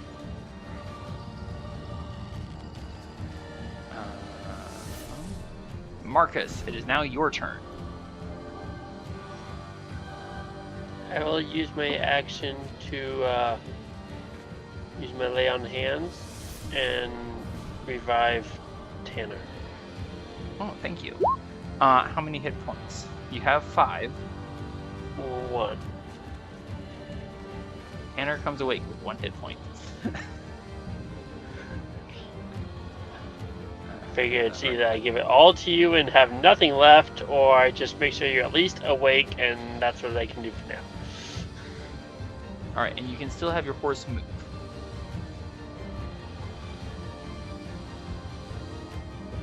And that triggers no attack of opportunity because fog cloud. Right, and I can't really take a bonus action attack unless I've already made the attack action, can I? You have to have you have to have taken the attack action in order to use a bonus action attack. Yes. Okay.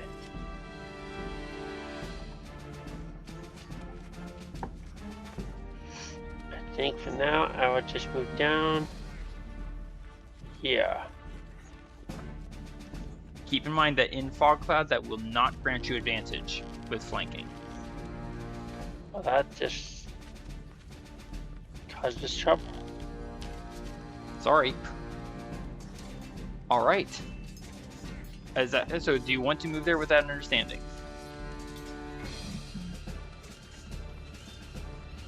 Sure. As you wish. Roscoe, you are confronted with a nasty goblin. What do you want to do? Well, can I use a cantrip while still concentrating on fog cloud? Yep. Okay. Okay. Well, let's see. Whoa. What happened? I don't know. Do.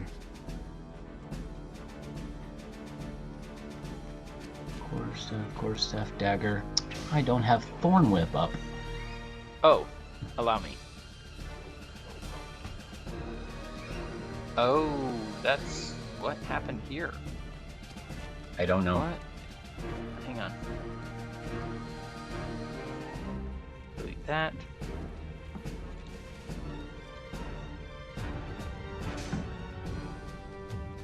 One moment. Shrink that. Oh, how rude. Alright, so roll me a d20. Oh, hang on. I should probably look at the spell description. Thorn Whip, QRST. Should be a 1d10, but I could be wrong. Well, it's kind of a question of whether or not it's a ranged attack or a melee. It's a melee. Alright, so roll me a d20 plus, let me check, d20 plus 4 at normal.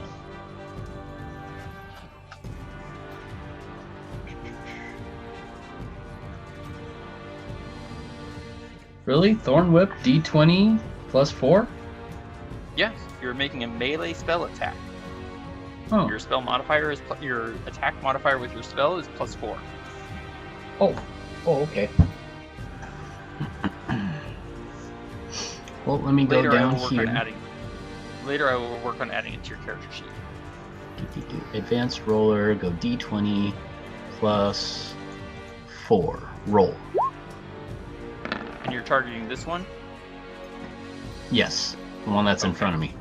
That is a 22 to hit, which does hit. Please give me a 1 Delta 6 piercing damage. 1 Delta 6 piercing. You deal him 3 piercing damage. To note, the goblin that you are facing is carrying a shield. Ah. Anything else for you, Roscoe? Yeah. Hopefully I can run away, but that's going to trigger an opportunity, or an attack of opportunity? Yes, that. One of those. That would trigger an attack of opportunity. Yeah.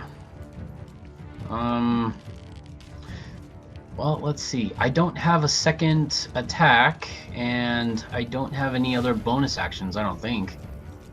I don't think so. Life of Seclusion, Lucky. Wait, I'm lucky? Yes. Depends on the That's a time of day. halfling trait. Oh, I see that. I like it. Naturally stealthy.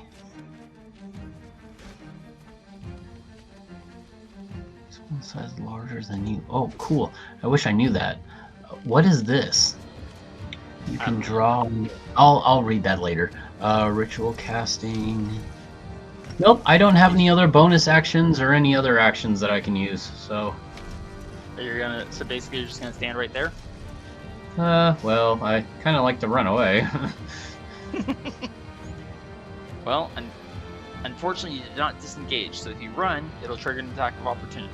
You want that? I'm gonna run. All right, that'll trigger an attack of opportunity. Will it?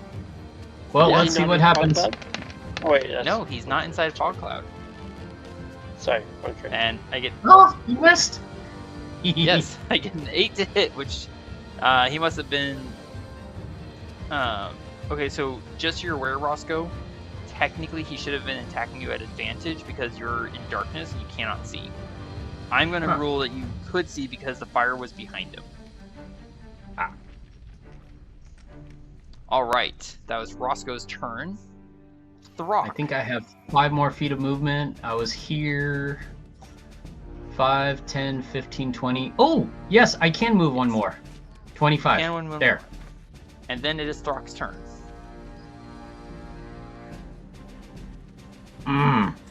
Something hit my horse.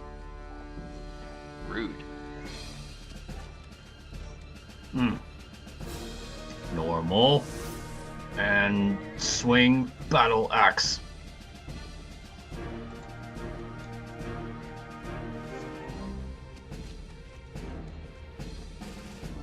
Anytime.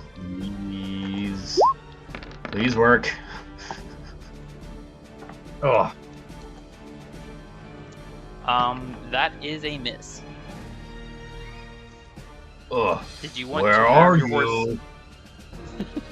You just swing really high. Did you want to do anything else? Yes. I'm going to take my horse out of the fog cloud. Oh, and then I see Goblin here. Unfortunately, you're not able to do anything else. No, but I will keep an eye on him. This makes sense. There. I've at least added Thornwhip to your character sheet as Roscoe. For the time being, we'll worry about the description later. Alright, Oh, thank you. Throk. Oh, actually, Throk, I meant to ask, did you want to use your bonus action to rage? Can I rage on horse? Yes. What does rage do? You know what? If you want to rage, you can, and we'll just but I'll let you read while we continue on the initiative order. On your turn, you can enter rage as a bonus action. While raging, you have advantage on strength checks, strength saving throws when you make a melee weapon attack. Wait, I can do all this for a bonus action? Yes. Did Wow. you not read through your different features before we started playing? No. Okay. A goblin comes running up and attacks you, getting a 19 to hit for 8 slashing damage. Ow.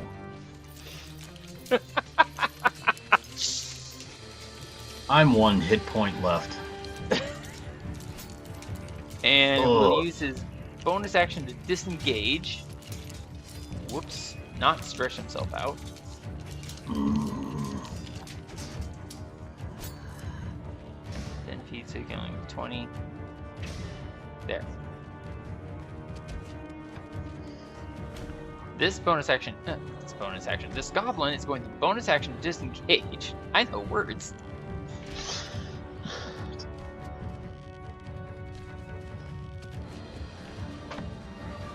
He snarls. Does Roscoe speak Goblin?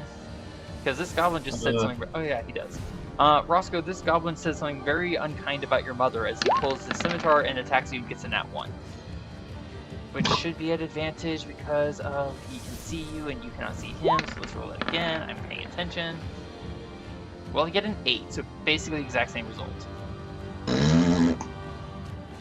Marcus, the Goblin that Throk just left you to face is going to swing at you. Ow. I get a 9.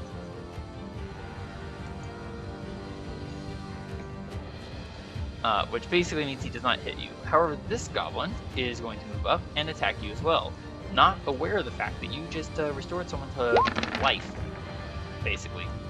I get an 18 to hit. That's a match. Alright, so that does hit. That deals you 9 points of damage. Scoot over. There we go. Alright, top of the round. Tanner is hurt, but alive. Kinda rolls his head a little bit. Ow. Pain. Wheels long step around. I just grabbed the fog cloud too. I don't want that.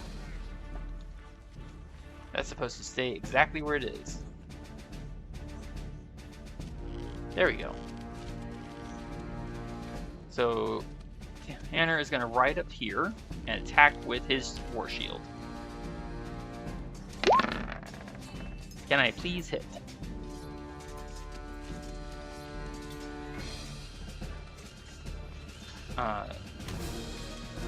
That is a glancing blow for 5 damage. And then bonus action, I'm going to try and grapple him. That is an 18. So oh, right, of course, he's supposed to try and dodge that. My bad. He does not get dodge that. So Tanner grabs him up, let's see, by the neck, wheels long step around again.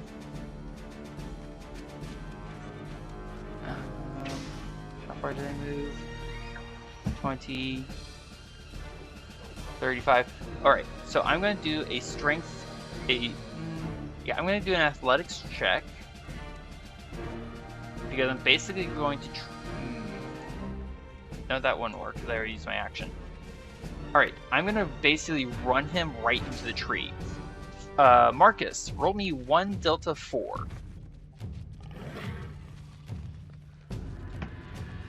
I'm basically charging past the tree and holding him out to the side. He crashes into the tree, takes another 2 bludgeoning damage, and I let go of his corpse. I'm going to call that basically an improvised attack. Wait, what happened here? I adjusted the wrong thing. There we go. Now I've adjusted his hit points. Now he is dead, and now he's on the ground. There we go. Tanner kind of works his jaw a little. Okay, my chest hurts. Let's see. 5, 10, 15, 20, 25, 30, 35. Alright, so 25 feet remaining.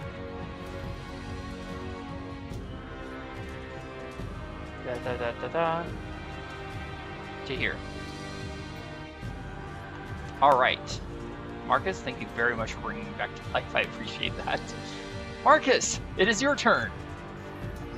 Wait, why aren't your hit points adjusted? I did adjust them, I just... Oh, okay. The show token hasn't them updated yet. Yeah, it often does not. Yeah. Alright, Marcus, it is your turn. Gonna go... Because if I'm in the, outside the campfire light, it's still basically blinded at that point, right? If you're outside the campfire light, then yes, you are blind. So but I'm the just gonna goblins can see. I'm gonna attack this hobgoblin next to me. You attack him at normal because neither of you can see.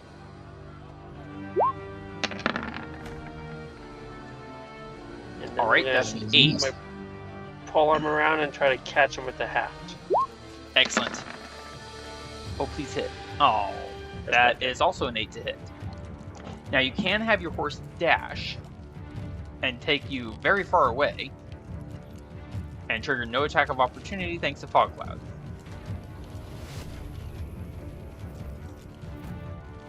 What would you like to do? Ow. I'll go up here. And I will have my horse take the dodge action. As you wish. And is that as far as you want to go? You have 25 feet left. Yeah, I'll go there.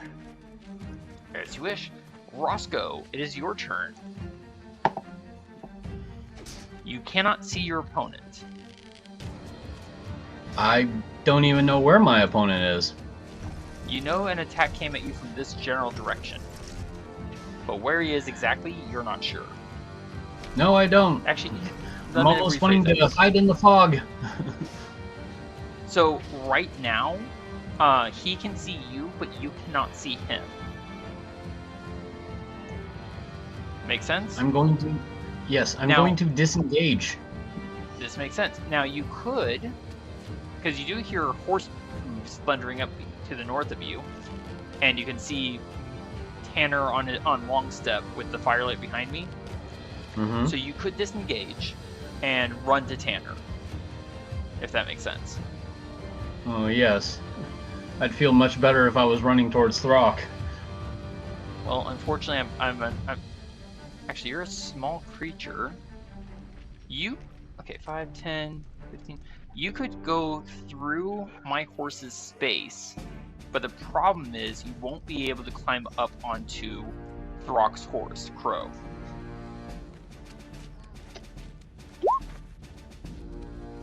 Exactly. You won't, but you just won't have enough movement to climb up.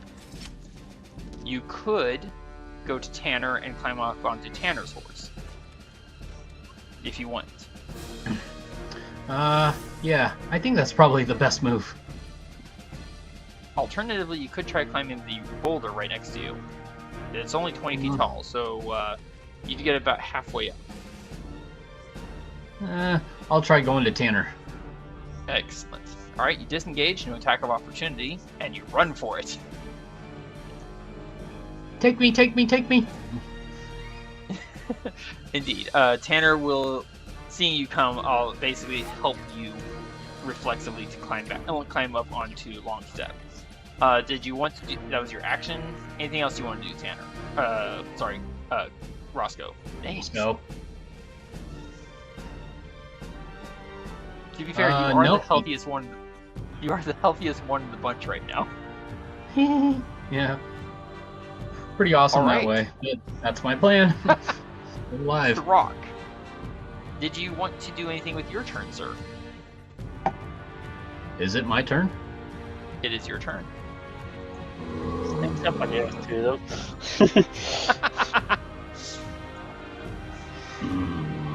For example, do you want a bonus action rage? Bonus action rage. Let's do this for rage. And that does mean you get extra damage if you attack and hit with a melee weapon. Did you want to do so? Yes. You will need to move 1 hex closer, unless you have a weapon with reach. Battle axe. Battle axe does not have reach. You only need to move 1 square closer. 1 hex. There you go. Then you may take the attack action, sir. The goblin looks very worried. Take this! Oh no. That is a dirty 20 to hit. So 6 from the battle axe and 2 from rage equals 8 damage, and the goblin's head just went flying. Hit a branch on the tree, dropped back down on its own neck, but facing the wrong direction, and then the body slowly folds down. Who's next? So that was... Let's see, we're here. 5, 10, 15, 20, 25. So you still have 35 feet of movement left. And you do know that a goblin went scurrying around the boulder over there.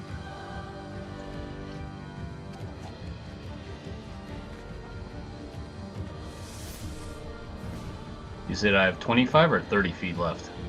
35 feet left. You could also have your horse dash for an additional 60. Oh, hey, look, a goblin. But that was your action and your bonus action, and no more left to you. Nuts. The goblin, seeing this force approach, is going to attack the horse. And it does have advantage because the horse cannot see. I get a dirty 20 to hit your horse, which hits for 7 slashing damage. Bonus action, disengage and run. Wrong character. There we go. Giggling and shrieking as he runs for the cover of fog. Alright.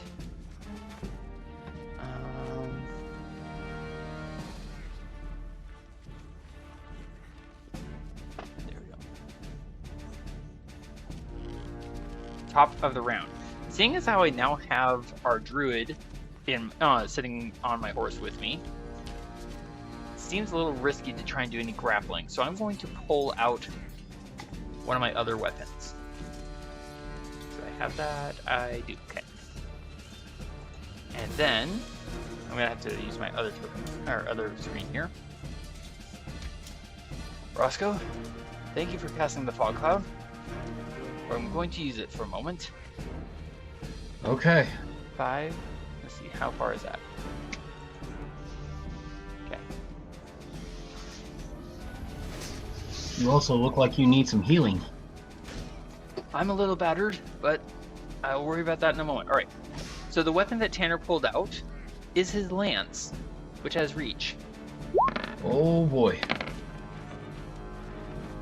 I get a 12 to hit, which unfortunately is not a hit. Oh my gosh, that would have been so much damage.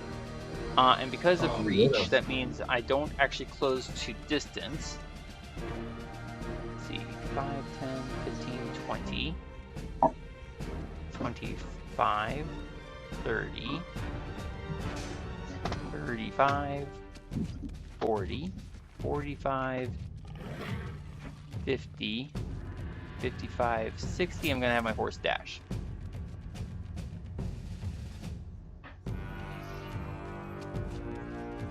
For an additional 60 feet.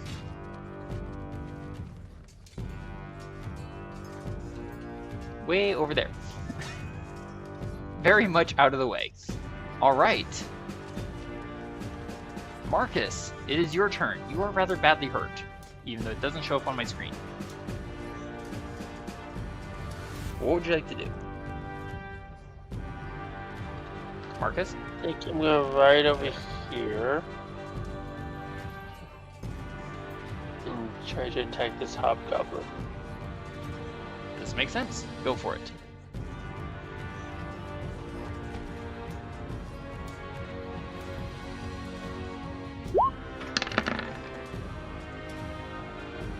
That is a hit for 6 damage. Ouch. Not being quite content, I'm going to swing around and try and club him again. That is a hit for death. For 5 damage, bludgeoning. And death. And death. And death. And I'm going to ride my horse over here, and I'm going to yell out to my cohorts, "Rally to me! To me! Rally to me!" Alright, that was your action, bonus action, movement, and your call. Roscoe, it is your turn. You are sitting astride Longstep with Tanner, who has carried you quite far distant from any immediate threat. What would you like to do, sir? Where is he? Right here. I just moved him. Okay. Roscoe is still in the fog cloud, and I don't know where Tanner went. I moved him, and all of a sudden you moved him. No, he was still in the fog cloud. I think my computer is just really majorly glitching. No comment. You are on Longstep. You are held on by Tanner behind Tanner's shield. You have your own shield, and you are still concentrating on fog cloud. What would you like to do? Well, let's see. Tanner, you're still badly hurt. Yes, quite. Well, I want to disengage my fog cloud. The proper term is you're going to stop concentrating. Okay, I'm going to stop concentrating on fog cloud, but what I want to use is Cure Wounds. Oh, thank you. Now, just to be clear, you can actually cast Cure Wounds and not cease concentrating, but that's up to you. Alright. 1 Delta 8 plus 2. Roll it. My spell casting ability modifier. Yes, that is a plus 2. So 1d8 plus 2. Let me Please and thank you. that. 1d8 plus 2. Roll. Please roll high. Oh, that's high-ish. Thank you. Yes. I'm feeling a little bit more alive. Thank you, Roscoe. Pardon. Oh, Walker, you're welcome. Roscoe. Anything else for you, Roscoe? Well, I think that is all of my spell slots. Oh dear. All right. Yeah. So. You're down to cantrips. Throk. Yep. It is your turn. I want heal. Ugh. You are still raging. It lasts for 10 rounds. Assuming you take damage or make an attack. If you don't do either of those, you lose it, right? Correct. You can also end it on your own. Alright, what do you want to do, Throk?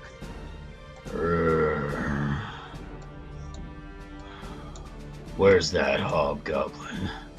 You mean goblin? Green little goblin, you little... There you are. Come on, get over there. Okay. Battle axe. Can you slice him?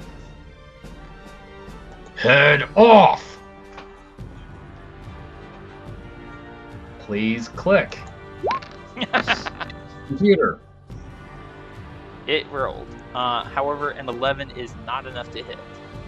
You can have your horse disengage and move another 30 feet, and you did hear Marcus calling for all of us to regroup on him.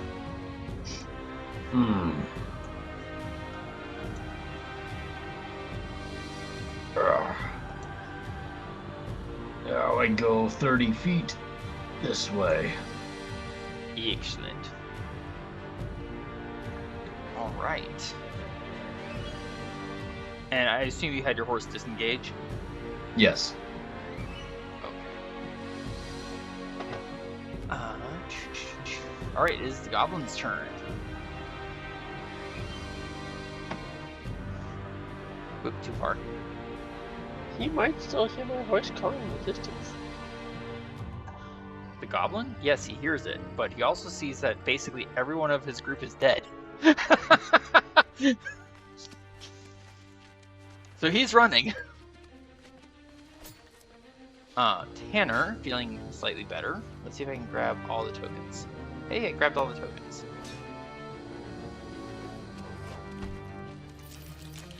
He is going to... Can he get there? Da-da-da. Dashing to here. 5, 10. And lance. Can I hit this time? That would be wonderful. That is a 23 to hit for 10 piercing damage.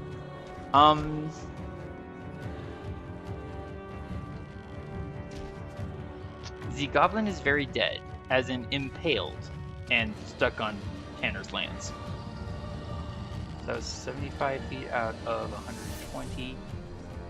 So 80, 85, 90, 95, 100,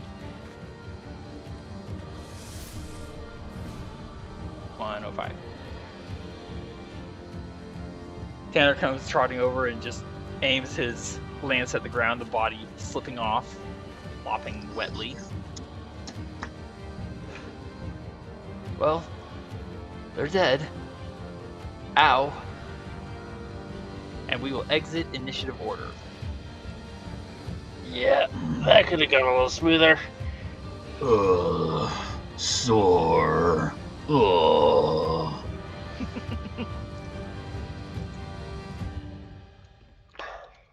I'm embarrassed to admit I didn't quite expect that one goblin to hit so hard. Roscoe and Marcus, thank you for your help. Oh, you're quite welcome. I think we're going to need to acquire some potions as soon as we can and work on our group tactics a little bit.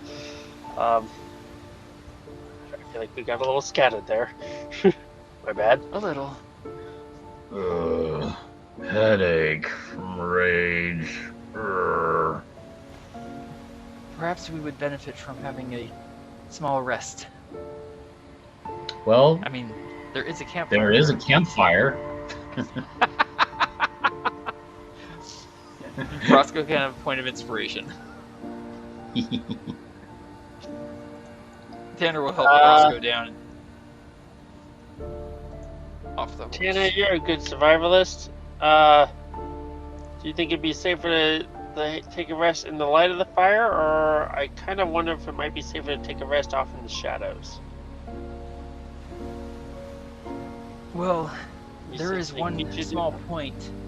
There's one small point to be made, Marcus. We've fought and slain 8 goblins. We followed a trail here of 9 creatures.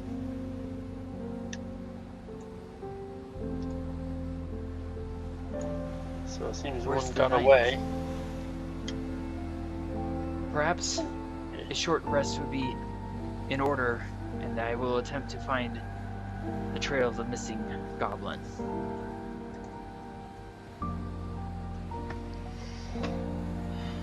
And Tanner will dismount rather wearily because, ow. Oh! That is right. Let's see, it should be this. Alright, well, Tanner has a minor scar. As far as lingering injuries go, that's not as bad. That's not, the worst possible outcome. Whoa! I'm sorry. My whole screen just went white, so I have no idea what is going on. At the moment, nothing. Let me know when your screen is cooperating again. Well, my character sheets are back to normal. I now have a white screen with a bunch of icons. I have nothing to do with that. Alright, minor scar. It doesn't have any adverse effect. I basically just have a small scar. Basically, my chest has a rather nasty looking puckered wound as a result. What were you going to say, Marcus? Nothing at the moment. Okay. Would you all like to take a short rest? Yes. I am going to roll a hit dice and see what I can recover for hit points. Hey, not bad. I go to full health. Yay! And whoever wants can roll their hit dice to recover some hit points. Nice roll, Marcus. And which one was that? Oh yeah, that was Throk. 11, so you're now at 12 hit points. Oh, much better. And I didn't get hit once, so I'm doing pretty good. That was well done, Walker Roscoe. Let's see. Okay. So we have a short rest, recovering hit points, and after an hour, so it's now 10 o'clock, Tanner is going to do some scouting and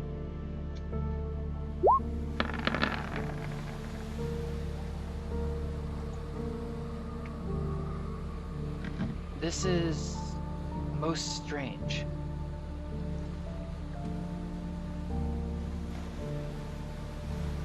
By the way, as the sun is now much higher in the sky, the light has definitively improved. So I will adjust that real quick.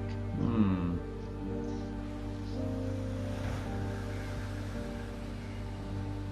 confused. I thought it was 10 o'clock in the evening. Sorry? I'm confused. I thought it was 10 o'clock in the evening. No, that was when the goblins came through this area yesterday, 10 o'clock in the evening yesterday. Oh. In the brightening light of the day, it becomes more clear that these goblins that we fought and slew, they seem to be suffering some kind of infection with what looks like the beginning of russet red sores flowering across their green-hued skin in strange fungal-like clusters. So apparently these guys are suffering from puberty. What? Ow! Oh, and I Acne. just realized. Oh my gosh. For Crow, please roll me 1 Delta 10 plus 3. Well, let's see. 1 Delta 10 plus 3 and... Oh, wait, no. Why is that there? I don't know. Here. Okay, so he recovers 10 hit points. Oh, cool. 10, not 40. There we go. He can roll another Delta 10 plus 3 if he wants. He's at 15 out of 19 hit points.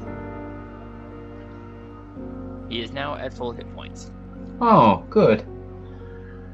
Fully healed. Marcus. Good Walker crap. Roscoe. Throk. Who Throk is no longer enraged. There you go.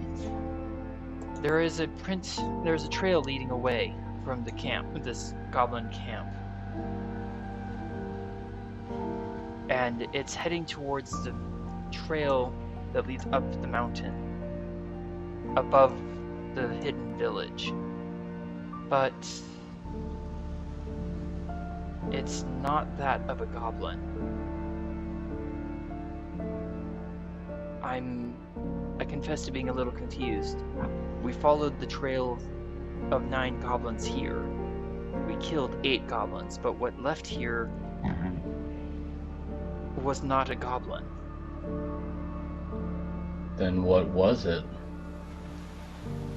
You said it's going towards our camp? No, not towards our camp.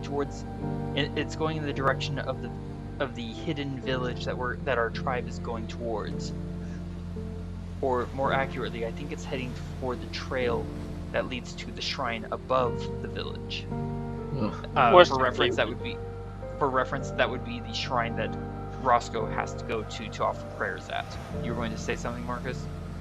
More simply, which direction is the trail going, and which direction is our camp, and which direction is the shrine? Our camp is east of our position. 1 second. Our camp is that way.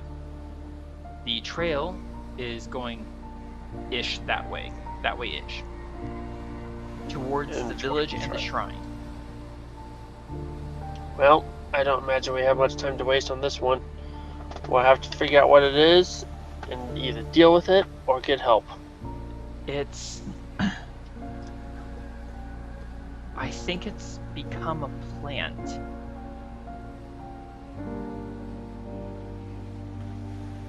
Wait, come again? Did you see any other tracks in the area?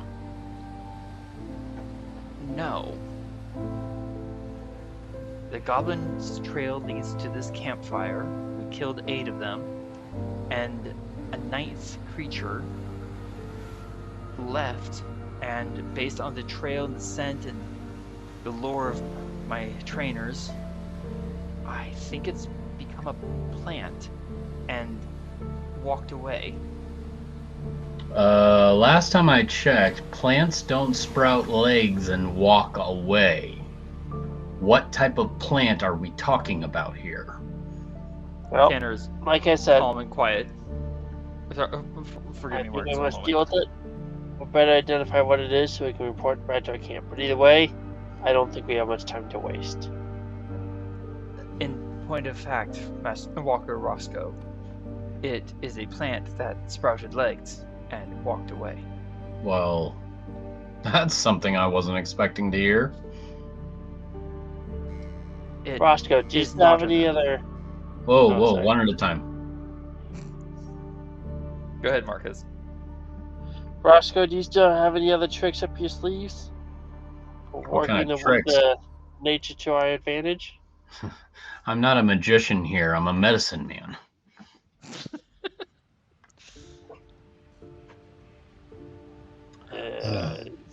Do you want me to throw a medicine check so I can figure something out, or what?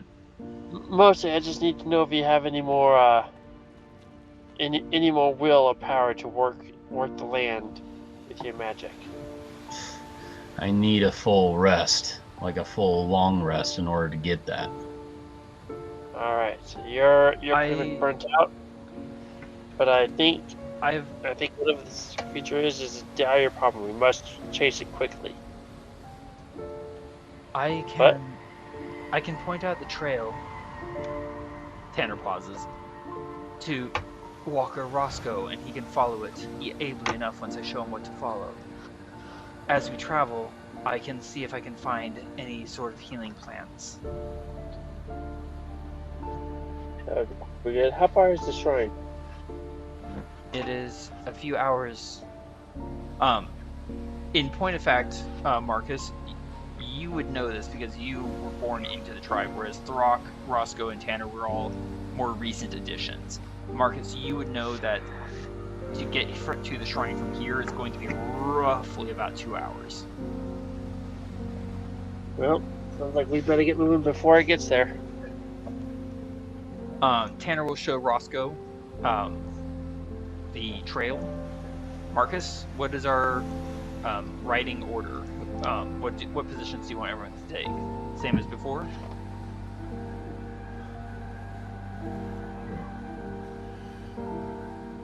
Tanner, you'll need to find the trails and lead, so you'll take that first. I'll bring up the rear.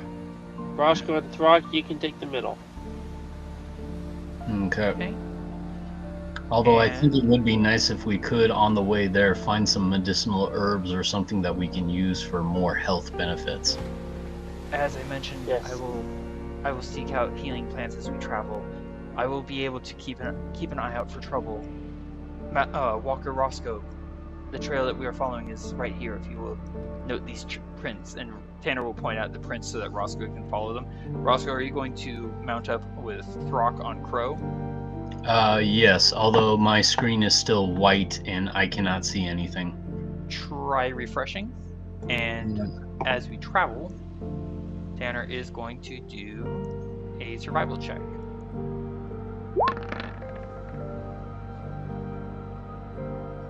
$25. That is most definitely a success. That would be a success in the desert.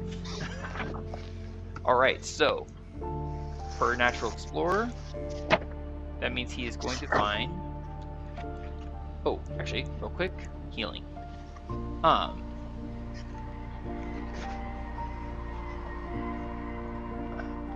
I think it's safe to say I know roughly what plants I would be searching for.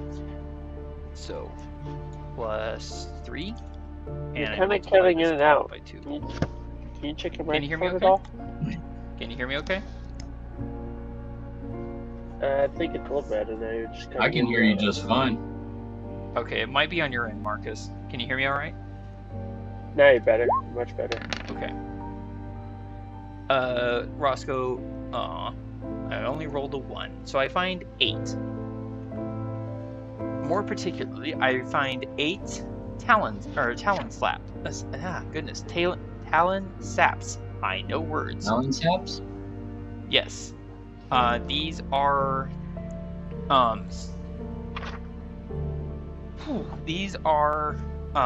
leaves that you can tear open and drink the sap from, and doing so will restore 4 delta 4 plus 4, and I find 8. So each of us can take 2.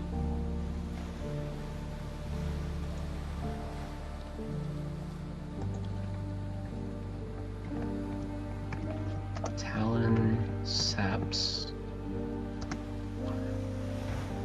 And what did you say they were, dice-wise? It was 4 delta 4? I just put it in the chat. Oh, I'm sorry, I can't see the chat right now. 4 delta 4 plus 4 per talon sap. 4 delta 4 plus 4. And since we have 2 hours of travel, I will do another survival check to see if I can find any more healing plants. 10 is not going to be enough. All right.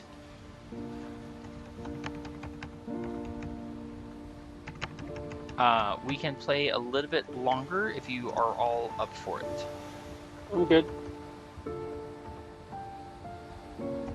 Yeah, I'm good. I figured we just, get some herbs or whatever that we can find. Can I try looking for some as well? Well, at the moment, Roscoe is searching out the trail. Basically, Roscoe is the one guiding, while Tanner is staying alert for threats and searching out ingredients. Throk or Marcus can attempt a survival check. Well, I Throk? When I refreshed my page, it ended up closing my character sheet, so I have to reload What? them. Can Marcus take the help action to help Throk search? No, because Tanner was actively searching himself. I look for things. All right. In short, no, he cannot. Okay, then I guess I will search. I find something.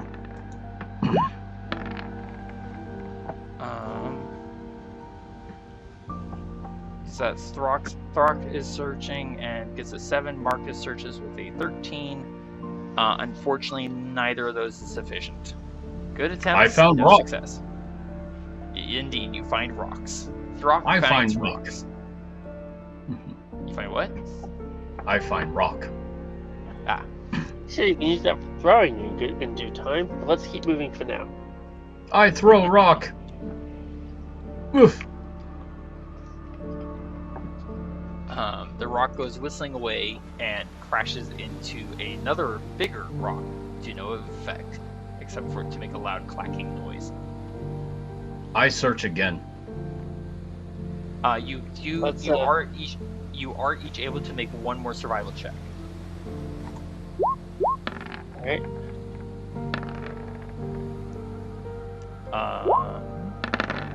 I said survival, not stealth. Sorry. A 14 is still not enough. I apologize. I find stick. I remember the last time you found a stick. It turned out very helpful. Here, Roscoe, I keep for you. Thanks, Throk. Can always find a stick. Anywhere. Oh, this might be a bit retroactive, but can we have collected Roscoe's spear before we left? Yes, everyone can. If you threw any weapons, you can gather them as part of the short rest. Cool. Done. Alright. And on to the plant monster. Charge! Kind of. Ish. Very well. Say it with confidence. Well, it's a bit soon for the charge, but we do want to get moving. Here we are. Alright, 1 second. Oh, this The is not switchback promising. trail. I'm sorry. So this is a very dramatically different environment, and this is not promising. I am concerned. As I was saying, the switchback trail leads several hundred feet up the side of the mountain, which we can proceed up the trail, if you so wish. Cautiously. Yes. Did you want us to make any stealth checks? I think just generally caught. I don't know. It can't hurt. Sure, why not? Okay, so yes. Tanner gets a 5, Marcus gets a 9. That's promising. Don't forget to also roll stealth checks for your horses. Neither Tanner nor his horse are very quiet. And yes, I will allow you to re-roll stealth checks if you so wish. Marcus, don't forget your horse. Marcus's horse is very quiet. Marcus, are you able to grab your horse?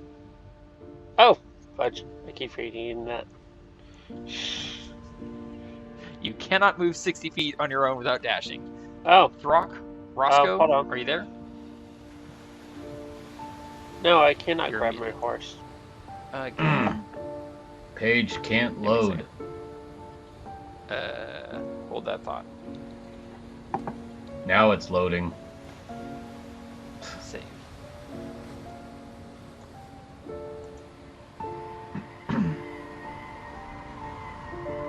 Try moving your horse now, Marcus.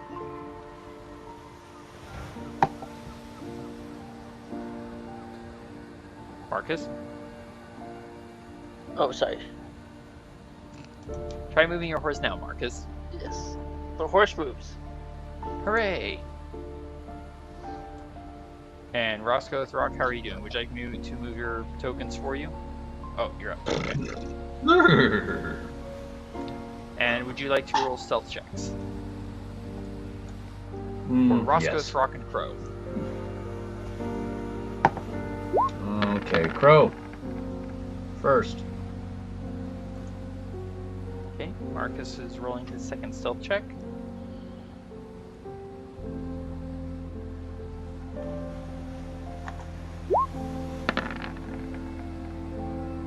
The horses are the quietest in the bunch so far. Oddly enough. Throk rolls stealth. Throk is the quietest one.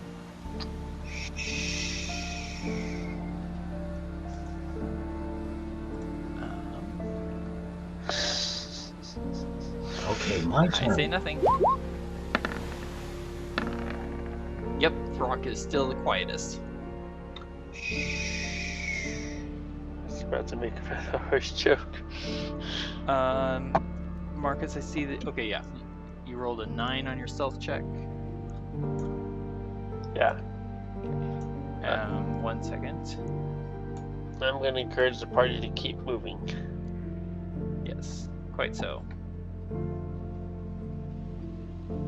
Too far. There we go.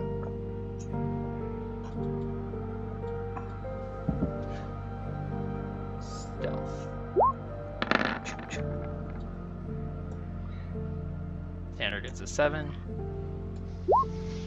Longsip gets an 18. Yep, the horses and Throk are the quietest in the group.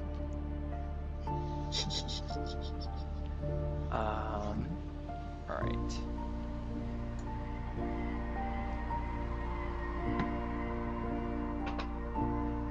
I stealth like ninja. I imagine Roscoe being like, what is a ninja? What is a ninja?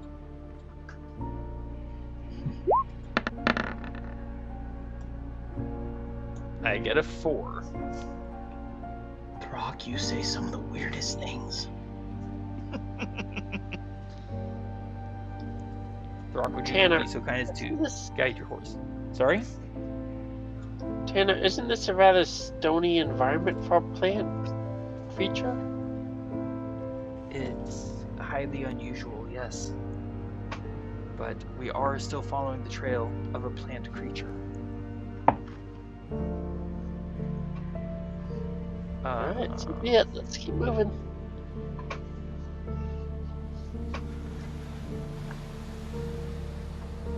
Roscoe, what magic tricks do you still have up your sleeve that you can do? I get can an drink 8! tea. I can drink tea!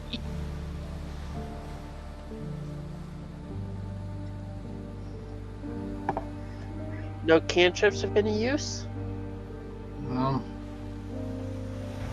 Druid craft just lets me know what the weather looks like. And Thorn Whip is pretty much all I have left to attack. The path is narrow. Alright. We are near the top. Tanner will attempt one last stealth check. Once you are up to Tanner's position, there will be no more opportunities for stealth checks. I'll make my Nope. last attempt. Tanner is still at an 8. Basically, my horse is still quiet. Or quietest. That did not help. That did not help. So basically, your horse is still quieter than you are. Good thing he's the one walking.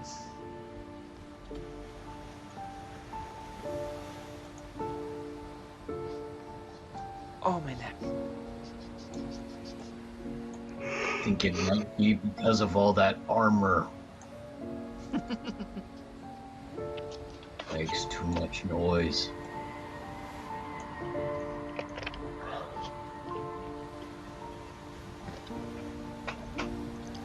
Okay. Marcus, what'd you do with your horse? There you go. Just Not an sure you did accident. that. Ah. The switchback trail led several hundred feet up the side of the mountain to a wide plateau of shallow soil grass, bare, hardy trees, and several boulders. Over to the north of the plateau, 2 trails split to either side of a small pile of boulders. One which goes along the shoulder of the mountain, and one which delves into a natural tunnel through the mountain. So if you will zoom out and go to about 50 and go to the north. Actually, you know what? I'll just do a focus ping.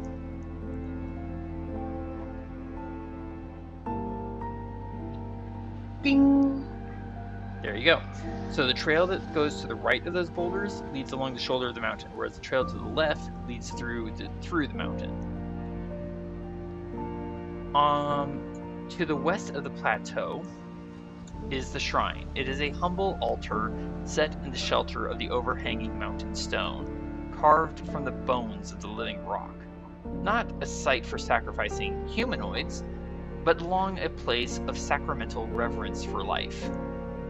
Now, however, the altar is overgrown with unhealthy-looking bulbous vines, swollen with viscous fluid. They will have to be cleaned off before Walker Roscoe can offer prayers of gratitude for the safe journey. Is this the shrine that's covered with vines, or is it something else? That is the altar, yes. The shrine. Okay. Mm. Where does the plant creature's trail go? Why can't I grab my token? Hang on.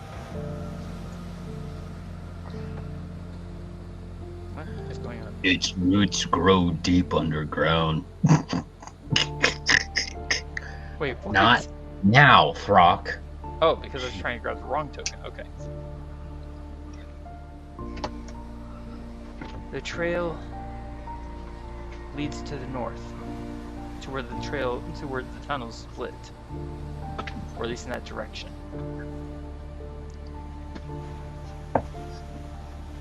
Sorry, it goes north and then where? The trail leads towards the north. I do not know yet if it leads over towards the shrine, or if it continues through the tunnel.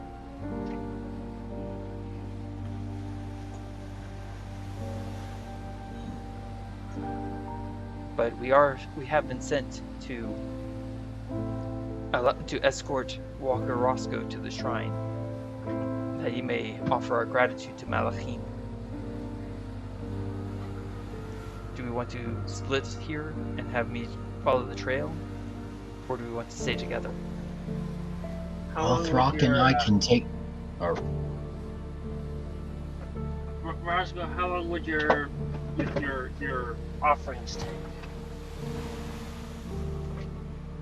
For Roscoe, he would know that it is first off after you get all the growth off the altar, perhaps an hour, about equivalent to a short rest. It is roughly around noon, which means the rain has dried off, so we are now simply enjoying cold but slight winds.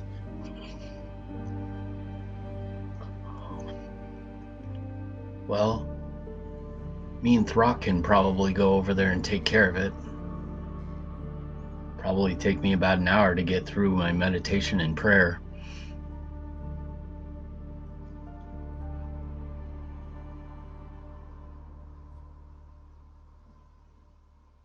Did everybody just stop talking, or is it just me? Sorry, I was waiting for Marcus to make a decision. Just technical things. Tanner, any indications as to how fresh the trail is, or how far ahead the plant monster is? I do have that information. Give me 1 second.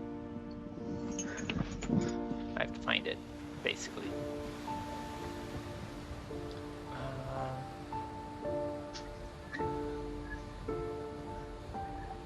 And hang on, I'm trying to find it. Is it alright if me and Throk just go and start moving? He's already got a good stealth, so we're definitely gonna be quiet.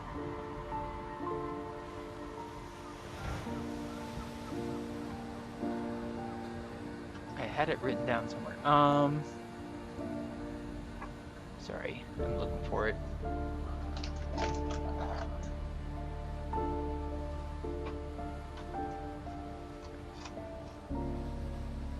I thought I had it written down, and I guess I did. Oh well. It is perhaps only a few hours ahead of us. It departed the goblins' camp shortly before we arrived. Well enough. There's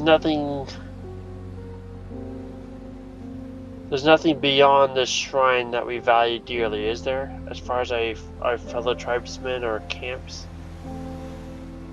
If not, then we may as well have Roscoe move on with his prayers and thanks. We'll chase the plant monster next. I can of course accompany you to the shrine. I can follow the trail at least to the tunnels and keep watch. I think basically more what I was getting at is I was trying to figure out if there's any other particularly friendly camps or civilians we might need to worry about nearby that the plant monster would be moving towards. What I'm trying to figure out. We have no way of knowing currently. They may or may not be nearby, frankly. But there is one thing that does not put me at ease right now. What is that, Roscoe? Across the field where the shrine sits, there is a big open field. You have no idea what's out there. It is just big, wide, and open. Traps could be laying out there. Creatures could be underground waiting for us to move. I don't feel right about it. It's your choice, Marcus. Do we approach the shrine together, or do we split and some of us approach the shrine and some of us go to the north to keep watch? I'm going to use an action to try and use my divine sense and see if I detect, maybe most importantly, any consecrated or desecrated grounds, but just any creatures as well that I'm able to identify. Okay, so this lasts for 6 seconds and gives you a 60-foot range. Give me 1 second. Let's do a circle. That's not much of a range. So that is 60 feet. Wow. That does not tell me what I wanted to know. You would have to draw much closer to the shrine before you use it. So I'm okay with saying you don't use it yet. Alright, here's the plan. We'll move closer to the shrine. Tanner, Throk, and I will take guard. And Roscoe, you have about just over an hour to perform your ritual on the shrine. After he takes care of the vines, of course. Yes. That's why I have Throk. We'll have Throk. Throk can help you with the vines to start. And let's see, what is everyone's passive perception? 9. Throk? Roscoe's is 12. Throk's is 9. Okay. Thank you. That's not relevant or anything.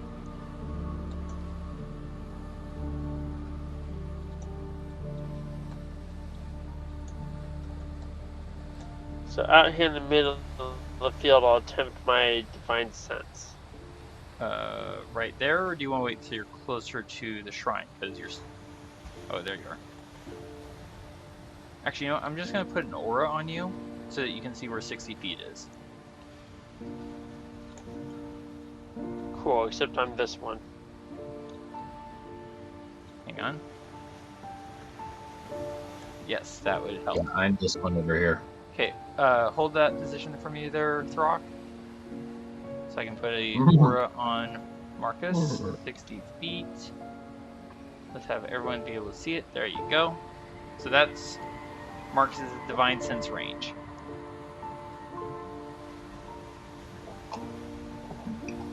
And you may now move yourself there. Does anyone want to do perception checks? I'm sorry? I was going to attempt it once here and once when I get closer to the shrine. Sure, I'll do a perception check. Do keep in mind, like I said, it is good for 6 seconds. So you can activate it and move 60 feet on your horse, and that will be 6 seconds. Perfect. Actually, that sounds great. And You're welcome. well, then I cannot do what I was about to suggest. So you activate Divine Sense, and as you draw closer to the shrine, it becomes immediately evident to you that the shrine has been desecrated. Does anyone want to give me a perception check? I would like to. Actually, I would like to use the help action, but I already used my action. You did. So you I can use a not give me- perception. Yes. Roscoe, please give me a perception check.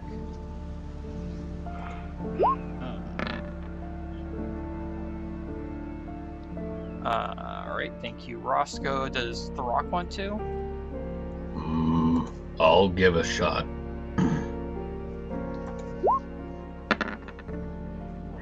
Okay. I can't Neither think of of you anything notice. clever.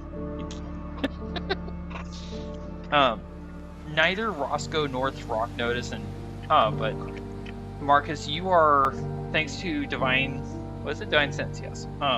Thanks to Divine Sense, you detect immediately that the shrine has been desecrated, which you would know. Desecrated ground, or is it? There it is. Would be that if there are undead standing on desecrated ground, they would be much better at resisting things. Tanner, from his position, suddenly rears long step up, coming to a sudden halt, and starts reaching for his weapons, and says, "There are bones. There are bones beneath those vines. All about the altar. Goblin bones beneath those vines." I hate goblin bones. And that is when the vines start to writhe, twist, and rise.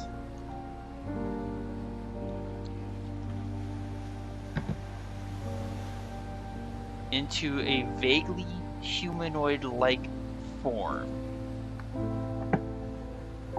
Roots and vines seem to slither and writhe across its seemingly entangled body as it turns towards the party and begins to step forward. Everyone, please roll for initiative.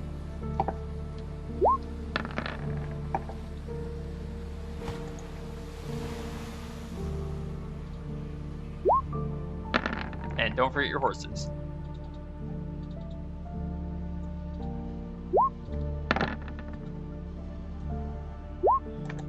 Hold on, I forgot to do clicking on tokens.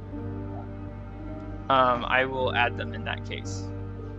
So Marcus, did you not click on either yours or your horse? No, I did not. Okay, thank you. Okay, so Marcus rolled 12. Marcus's warhorse rolled. Wait, no. Marcus rolled. What did Marcus roll? 13, not 12.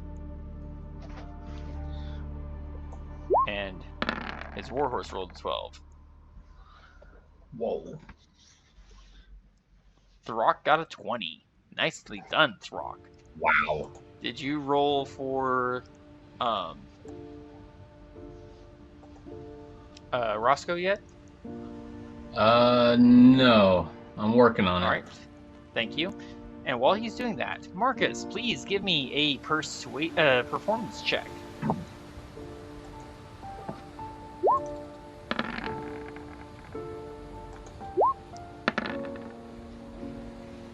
Thank you both. Alright. Seem to thank be you, my lucky number 13. Indeed. Goodness.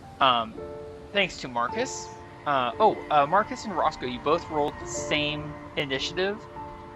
Who would like to go first? Marcus. Sounds good. Okay. I'll go first. One moment.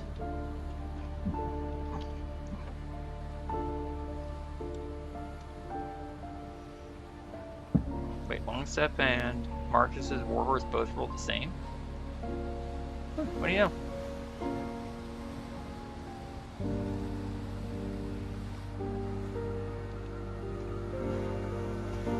Okay.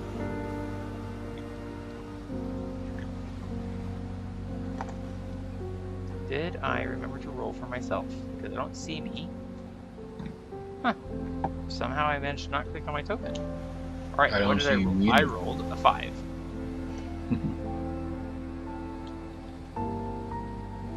Ta-da!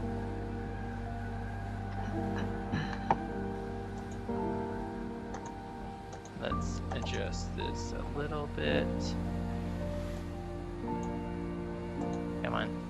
Come on. There we go. And then, where is he? He should be down here. Come on. There. Come on. Come on. Come on. Come on! Go where you are supposed to go. Ta-da! Cool. Okay, top of the round. Throk, you are up first. You have 1 use of rage left to you, if you want to use it, before you have to have a long rest.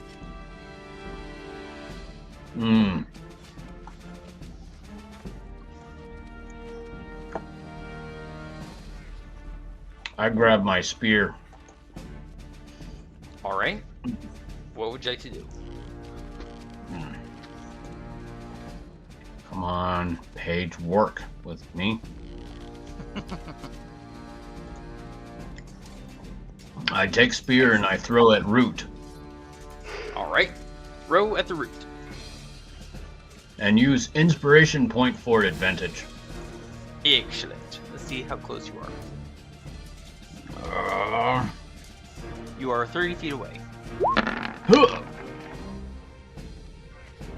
Alright, so 30 feet away is outside of your normal range.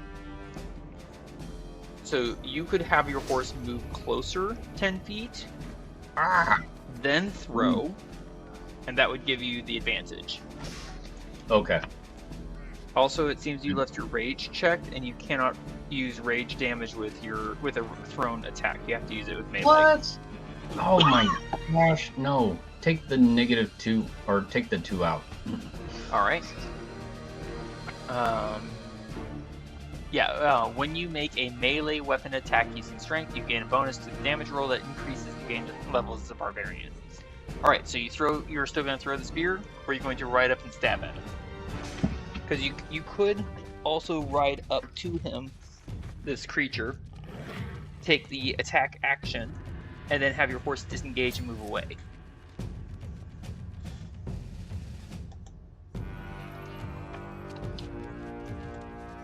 Yeah, let's do that. Yeah. Okay. So you ride swiftly up, all the way, swing, 12 hits. So you get 5 piercing and 2 from rage for a total of 7. There you go. Damage applied. Now you would like to take your bonus action and have your horse move away. Yes. Alright, I do not know how far you moved, because I was too busy trying to help you out with all that. I was right about here. Whoop. I was right about here. So. Little. So yeah, I moved 25 feet there. And then I move. Oh gosh. Remember you can go a total of 60 on your horse. So you have 20 feet left.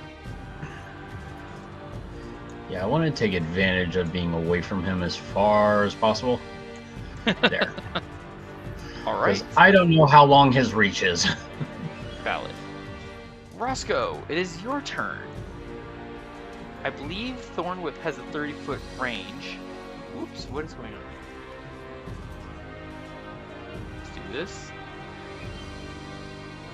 Which means that creature is just outside of your range, at 40 feet distant. You could use your action to... You could ready your action to attack with Thornwhip if the creature comes within range. Wait, what now? You can ready an action to attack with Thorn Whip if the creature comes within your 30-foot range. Or you can do Okay. something else. It's up to you. Yeah, I just had no idea where my time or my initiative tracker thing went. I there we apparently go. accidentally closed it. Oops. My bad. Now I can see who's next. Okay. There you go. Well, since I'm just hanging around Throk, I think I'll just hold on to the reins and wait for whatever to happen. All right. So you're not going to ready an action? You're just going to ride for the moment? I'm just gonna hang out here, see what everything is happening, and hopefully not get hit. Roscoe, you could take the dodge action. I didn't know I had that option. I'll take a dodge action. Be ready in action for anything. Dodge action means that any attack against you has disadvantage until the start of your next turn. Oh, okay, then let's do that. Excellent. Roscoe is dodging. Throk is raging. And Marcus, you are turning. As in, it's your turn.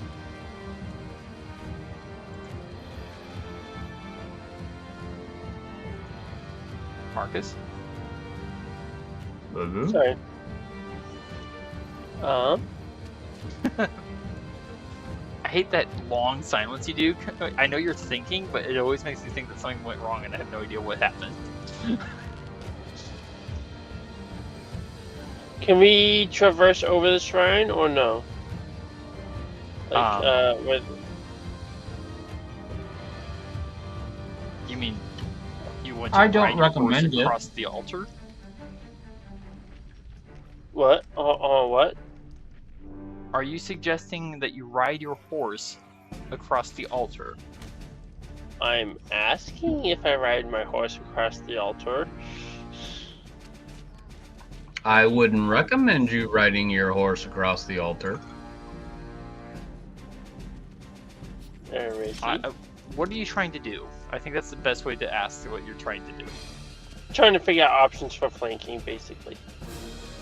At the moment, no one's...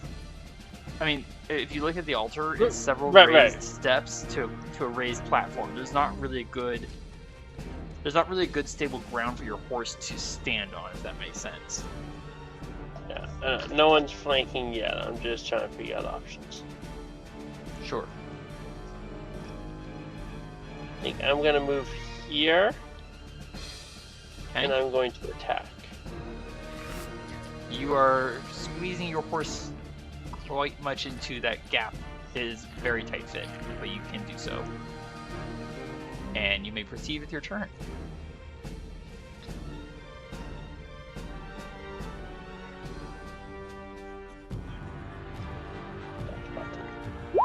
Roscoe. What, Throk? And then swing around for my bonus action attack. Throk and Roscoe, please hold your comments until your turn. 7 and 9 both are misses, and you used your horse's entire movement to get there. You could have your mount dash. You could have your mount dodge. I believe I have my mount dodge. Excellent. They all say attack! Attack! Attack! To the death! It is Tanner's turn. Seeing as how things are proceeding, he's going to pull his lance out and take advantage of the fact that Marcus is right there to gain advantage on the attack. Thank you for flanking.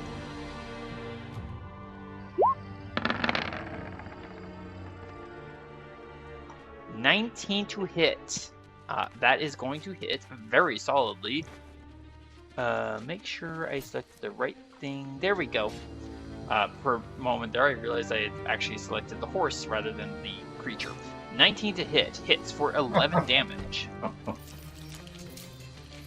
There we go. That's some damage. Let's see, how far did I move? I moved 25 feet. Marcus, that is a very unfortunate place to be standing. You want to get away from there. Now you tell me. I couldn't tell you on my... No, because it wasn't my turn. 25, I think is what I said. 25, 30, 35, 40, 45, 50. Alright. Marcus, thanks to your position, you can see across the field, which neither Roscoe, Throk, nor even Tanner are doing. You see over here these trees. And then you see what looks like to be things peeling off the trees. They are tiny, and you can hardly believe you're saying this, plant-like beings with legs, arms, and facsimiles of heads.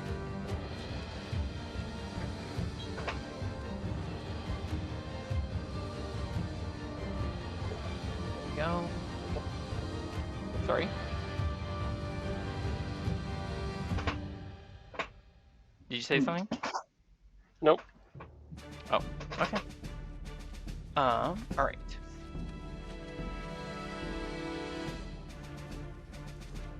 So this one's gonna move there. And as you watch, two of the vegetable things climb on top of the other quadruped vegetables and start riding towards us.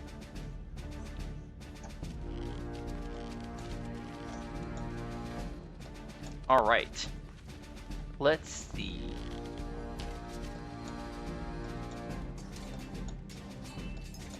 Da da da da da da da. Da da da da da. Alright.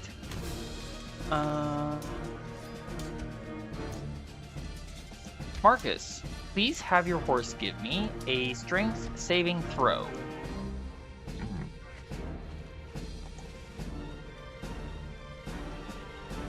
Working on it. Just a second. Thank you.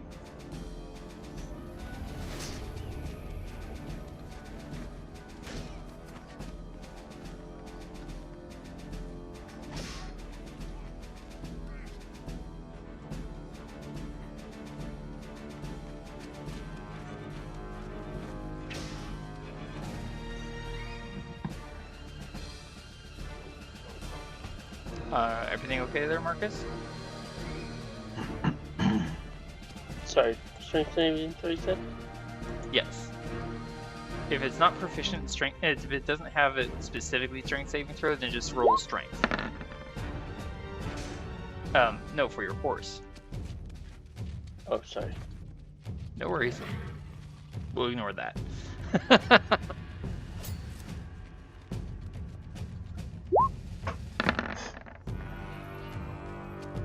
Your horse is currently restrained.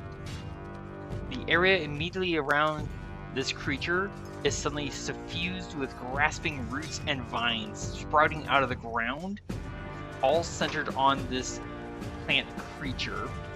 And yeah, your horse is now restrained, which means it cannot move from its spot, and it has, I believe, disadvantage on dexterity saving throws, and everything has advantage on attacking it. However, you yourself, sir, are not restrained. Alright, top of the round. Throk, you are unaware of these creatures over here galloping curiously towards us. You are aware of the vines suddenly springing up all over the place over here, and you are enraged. What would you like to do, sir?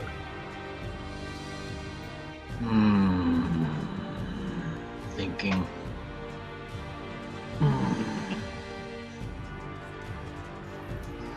And of course, you can also make your comments to Roscoe and vice versa.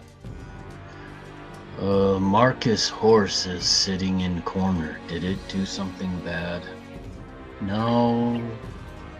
No, it did not. I'd give you... Oh wait, you used your point of inspiration. You know what? I'm gonna give a point of inspiration to Marcus. Oh gosh, that hurt. Alright, Throk, what you got? Marcus in big trouble. Let's go help him.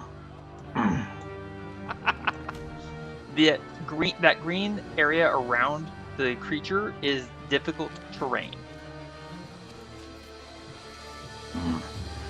Just so you're aware. And it's gonna be 10 feet of movement, right? For every hex, yes.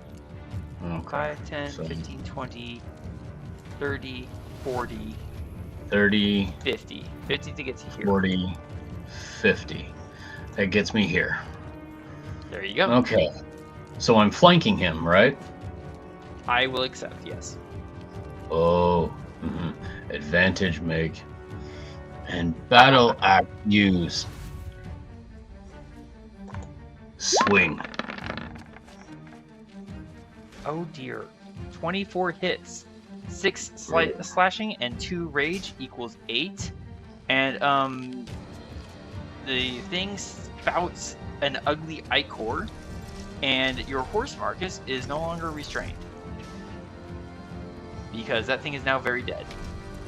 You're welcome. I just put the wrong thing on the map layer. There we go. Alright, Marcus, you have your horse back. There we go. Throk, you've used 50 feet from your horse. You have 10 feet remaining and your horse's action. And with your new position, you do see these creatures coming galloping towards us. What would you like to do?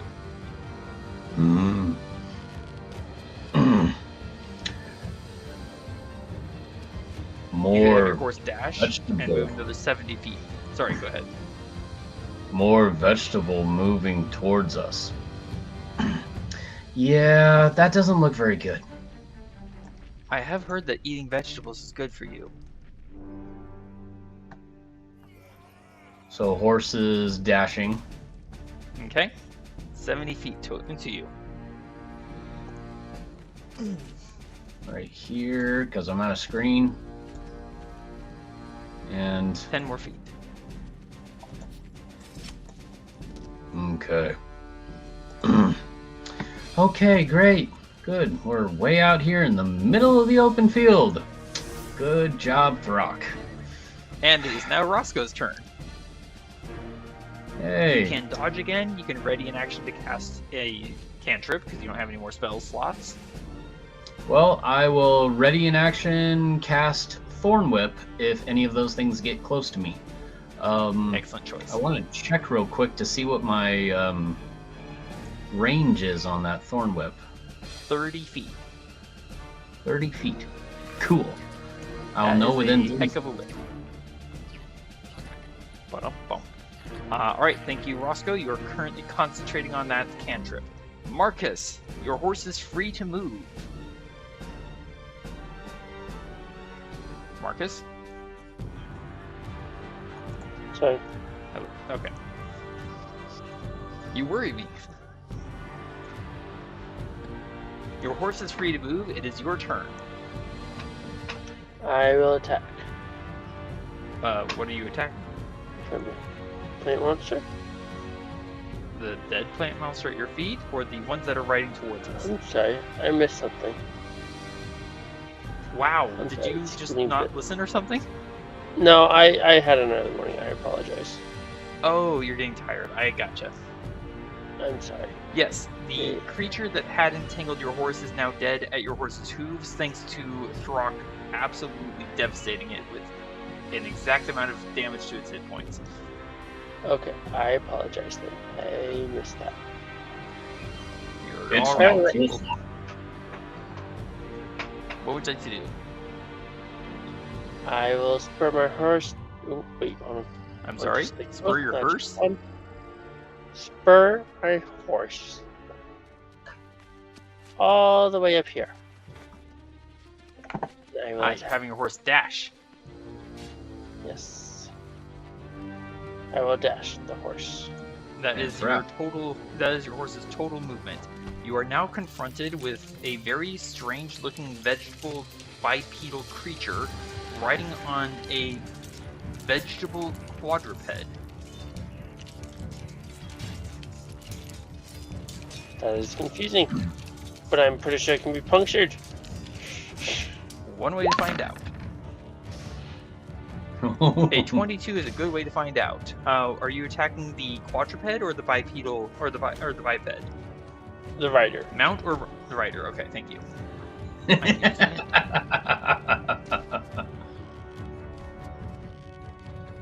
Okay, there's the rider. Okay, that is 6 piercing damage to the rider.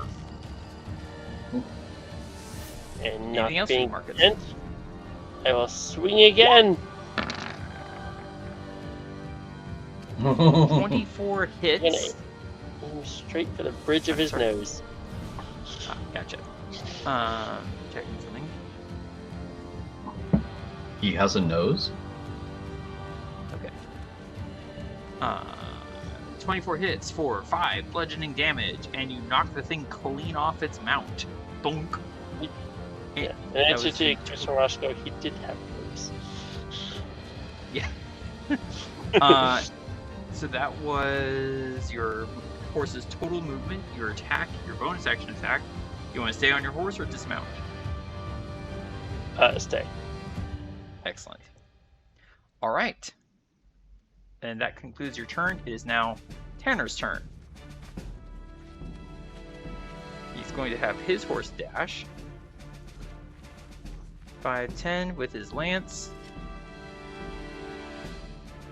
Thrusting at the mount creature. Oh, that's a crit. That's a crit.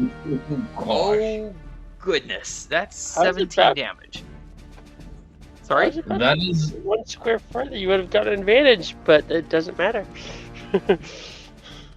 And what were you saying there, Roscoe or Throk? Mhm. You have vegetable skewers. I believe they're called shish kebabs. Well, I know potatoes have eyes and corn has ears, but what vegetable, frankly, has a nose? The dead one. Carrot? Okay.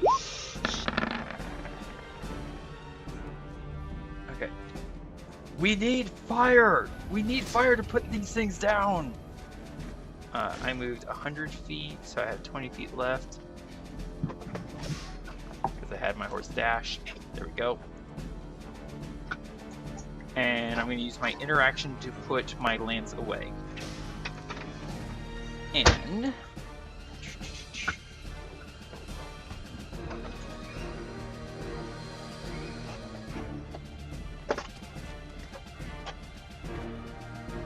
this creature stands back up.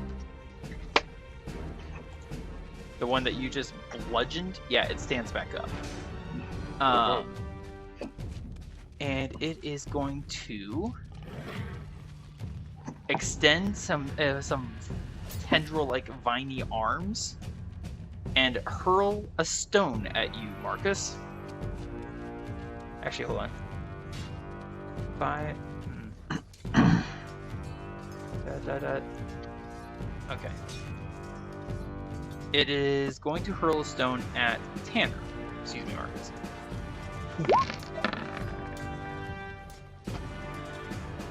A 17 clacks off Tanner's shield. Woohoo! Then it will climb back onto its mount, have its mount disengage.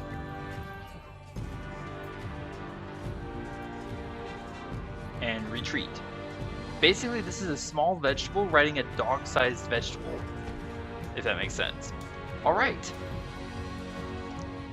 And then this fellow... Let's see.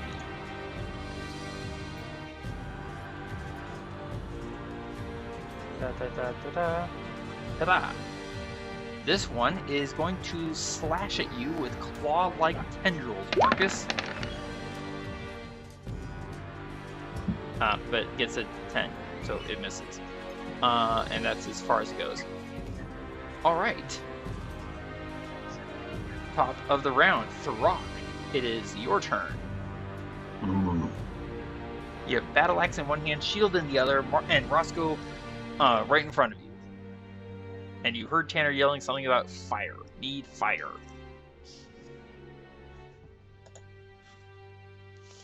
What would you like to do? Well, there's 60 feet of movement, right there. Whoops.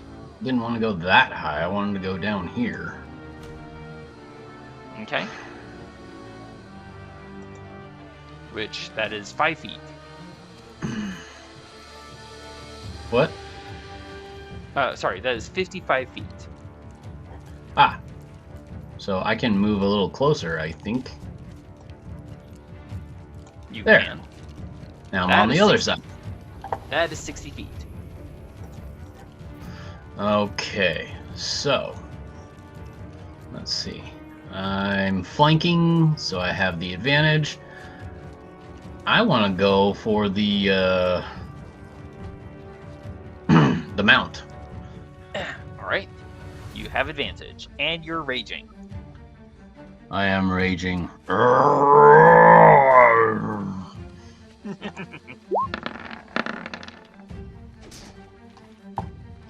18 is going to hit. 11 slashing, 2 from rage for a total of 13 damage. Nice. Anything else for you? That basically is going to end my turn because Roscoe has an idea. Yes, I do. see. Well, let's find out what Roscoe's idea is. So I'm going Marcus, to you're on use deck. an interaction to pull out a torch. Aha. And then I'm going to use my druid cantrip to light said torch without using Would you my tinderbox. Would you please put Druidcraft in the chat? Ooh, I can. You can indeed. Give me a second here, and boom. There we go. All right. Da, da, da. And of course, I'd have to wait till my next or the next round to use said torch to light the little guys on fire. But that's as best as. Oh, yep. You are correct. You do light a candle, torch, or small campfire. So you are currently carrying a torch, is that what you said? Yep. Excellent. Thank you very And much. All right, so you are now that is all I emitting can do. light. Right and dim. So 20 and 20. Let's make that gold safe. All right. Roscoe has lit a torch. All right, Marcus, it is your turn. What would you like to do? You have advantage on either the... Marcus, are you there? Marcus. Marcus? Sorry, Marcus. I was muted somehow. How rude. You have advantage on either the mount or the rider. The vegetable mount or vegetable rider. And Roscoe has just lit a torch. I will start with the rider. This makes sense. Go for the attack.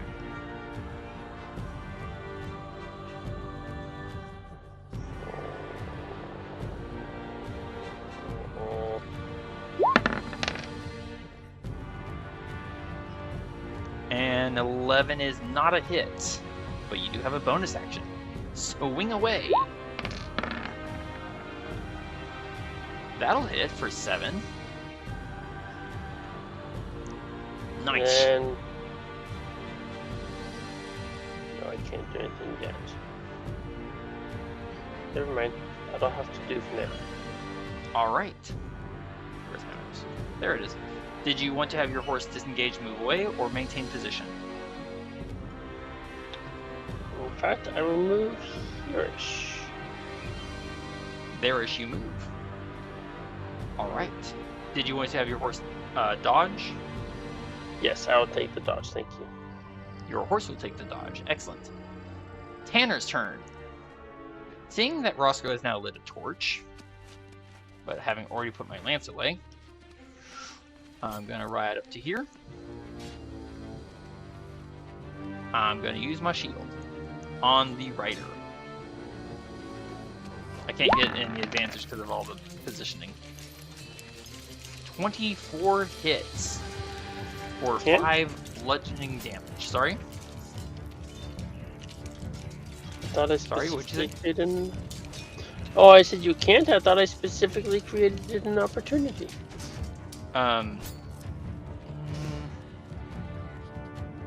you know what? I'd Because have to here- double check. I'd have to double check the rules on flanking for that sort of angle, and I don't want to waste the time right now. So Okay. I hit, and thank you for trying. It's just I don't remember exactly. Yeah. Okay, I have to grapple the target. I'm going to. So basically, I hit the target. I crush it a little bit. It is an inert object. I'm going to go ahead and use my grapple, my bonus action to grapple it. It is insensate. So I'm just going to see if I can grab it. It's not going to get any sort of opposing roll. Athletics. I mean, it is pretty slippery, so it slides right out of my grasp. And right, this one here is going to. Wait, is that one next? Yes. Okay. It is going to regain some health and hiss viciously up. The one I just bludgeoned had fallen off. It's going to regain some health. Wait, I'm sorry, I forgot to roll the attack roll. It's going to attack your horse, Marcus, which is dodging. And then the other is going to fire a slingstone at Tanner. Marcus, your horse is 11, so 13 hits for 6 on your horse. And the creature that just threw a stone at me got a crit and dealt 9 damage to Tanner. Ow! Remount its ride and have its mind. Wrong thing.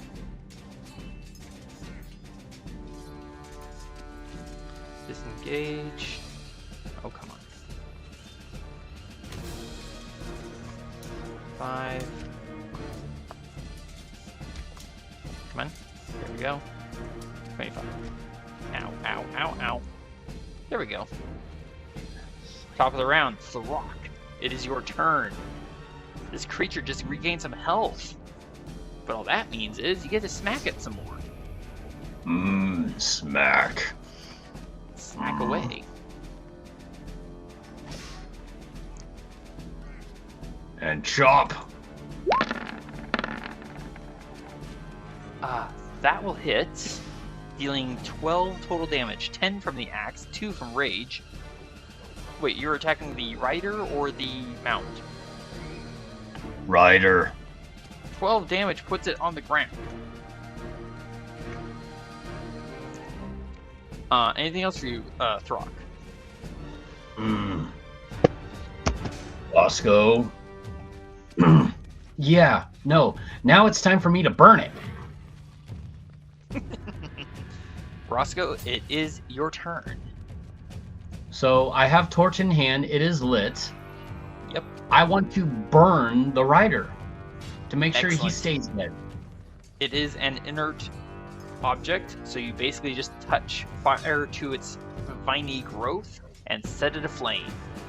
Lower me down a little bit, Throk. Come on, I can't make it there. Throk's got his axe in one hand, shield in the other. He's like, I don't have hands. Take my leg. Okay. Okay, it's on fire. Ugh. And Marcus, it is your turn, while Roscoe accomplishes this amazing feat of acrobatics and fire. Feet intended. So is this one dead then? Yes. Thank you. I'm just getting there. You do still have advantage on attacking that creature.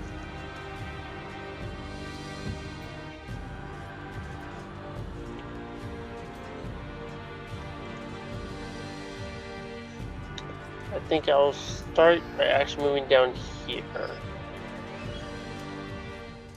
and attacking this creature. Are you having your horse disengage?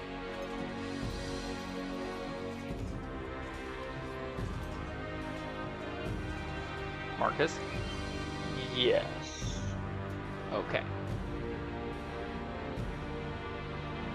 I was All right. considering. And are you attacking the rider or the mount? I'll start by attacking the rider. I think I will repeat by attacking the rider. 9 is a miss. You may repeat and attack the rider. 18, however, is a hit for 4 damage, and you knock it right back off its mount again. He's just kind of bouncing all over the place. Anything else for you, Marcus? Come, Roscoe! I have food for thee! Or fuel, or something, I don't know. Did you just call Roscoe like he's a dog? No. I meant right, like horse. like- Sorry. like a companion. Okay. Like a handy dandy sure. companion with flame. Sure. I would have to say you have to work on one little minor thing. I am going to pull my lance out as I approach. 5, 10, yep. And I'm going to thrust my lance at that thorny-looking mount. Getting a 21 to hit, which, yes, that does hit. For 7 damage. Oof. And then I'm going to pull away, because I am very much hurt. 25, so 35 feet remaining. And there we go. This creature is going to stand back up, looking a little woozy, and hurl a slingstone at you, because you're the first thing it sees, Marcus. Yeah, it's off from right to me. 21 is going to hit Marcus for 6 bludgeoning damage. So you crack it pretty hard, and then it cracks you pretty hard. And then it's going to remount and try to right away, having its mount disengage. You both crack me up.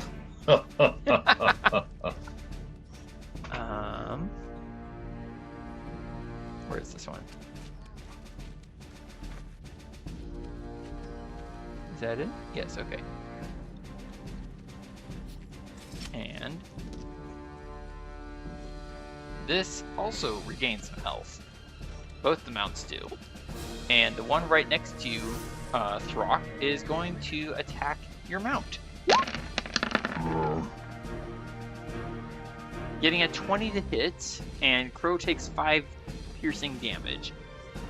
If I can select... There we go. The other creature is controlled. Throk, it is your turn. I not like you. I don't think it likes you either. I chop you with my battle axe. This makes sense. Still raging. Which, your rage is going to end round 10. 16 hits, 11 from slashing and 2 from rage, so that's a total of 13 damage. Ouch. Anything else for you, Throk? Well, Did you want to have your horse disengage and move? Do you want to have it dodge?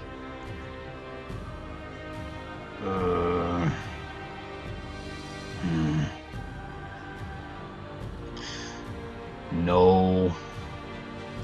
Because Roscoe, I think, wants to burn it. Roscoe, speaking of, it is your turn. Well, I want to dab it on top of the head with my torch. Please roll me a, let's see. So this is, you know what, I gotta pull this up. I remember this is a melee attack. You do actually have to make an attack roll for this. Okay. I just don't remember what all's involved. Gotcha. Alright, so roll me 1d20 plus your strength mod. This is an improvised attack, an improvised weapon attack. Strength mod is 0, so you're basically rolling a flat 20. 0. So I'm just going to be rolling just a flat 20. Correct. Okay. Well, there's a d20 right here, and rolling. 14. A 14 to hit, is actually exactly what Roscoe needed to hit, and he healed 1 fire damage.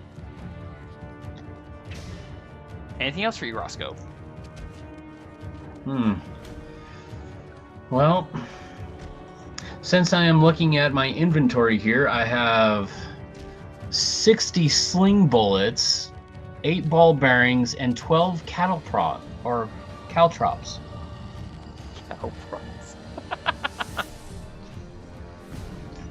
You use your action to make an attack. Sorry. Say what? You used your action already to attack with the torch. I know, but I'm also realizing I don't have a sling to throw any of those sling bullets. Duly noted. Alright, Marcus. Roscoe's used his action, and I assume Roscoe's going to stay on the horse. Yes. I'm safer with Throk. Noted. Marcus, it is your turn. What would you like to do?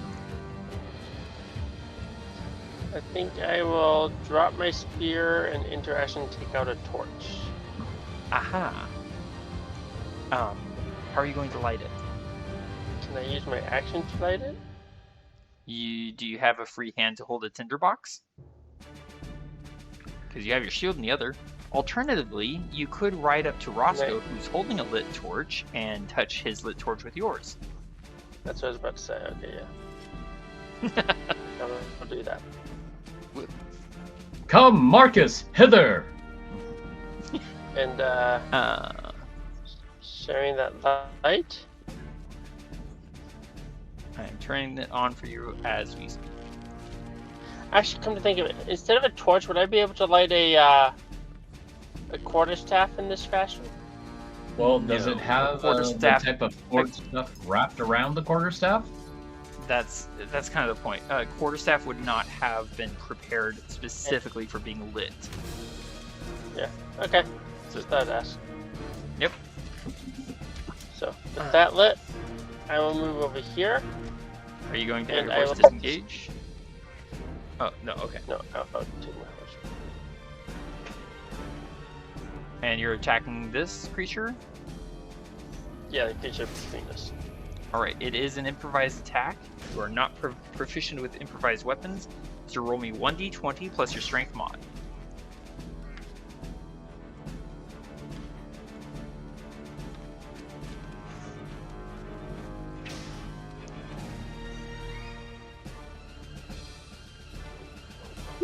Mark another. Thank you. That is a 1. Sorry, that's a miss. Anything else, Marcus? You've moved only 40 feet. You could have your horse disengage and move 20 feet further away. It's up to you. No, I'll have it take the dodge action. Alright. Seeing as how you both burnt this creature, Tanner currently has his shield in hand. To here. And Marcus Tanner, I know names, will use his war shield. And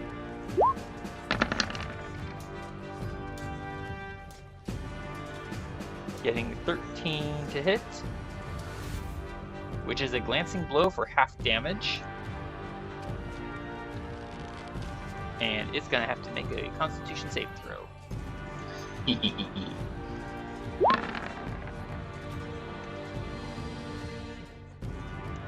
It actually survives.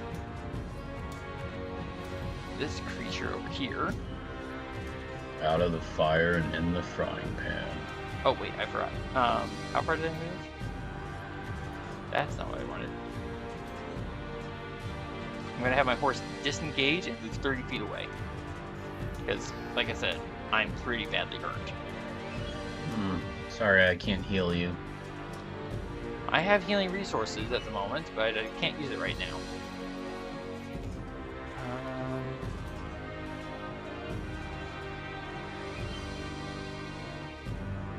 Going to dash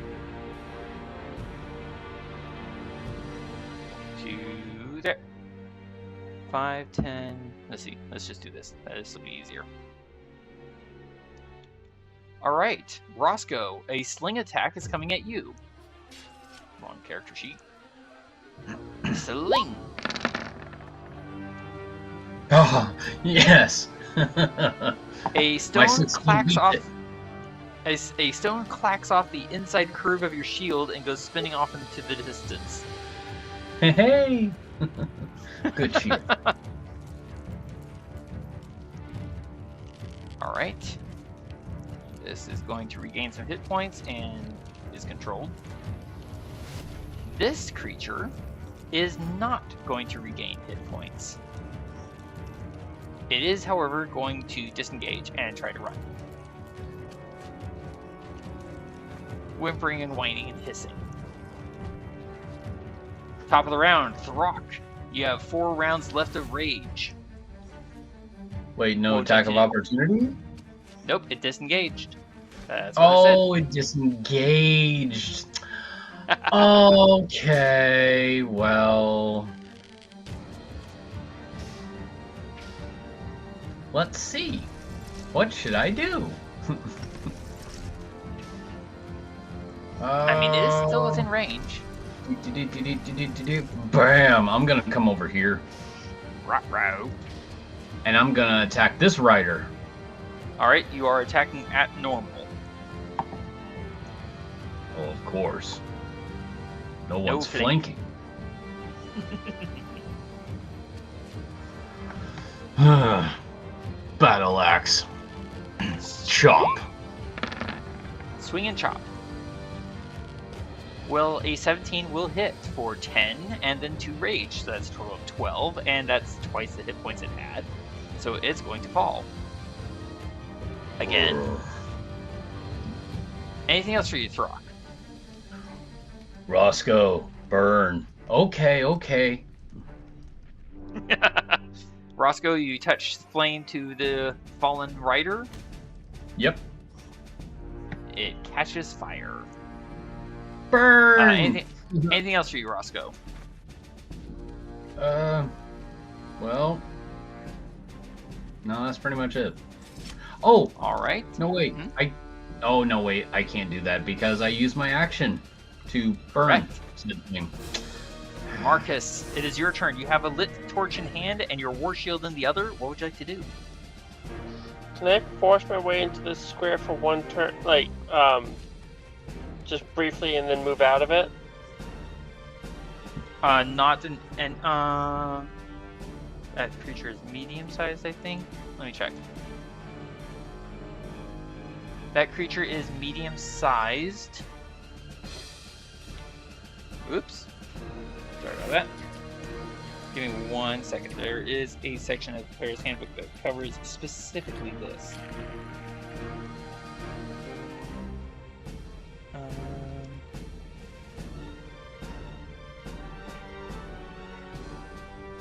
I just have to find it.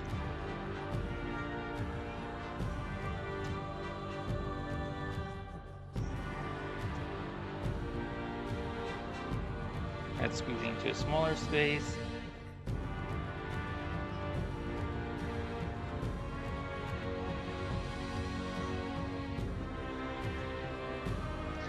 Basically, I'm just looking to see if I can get advantage on this middle creature.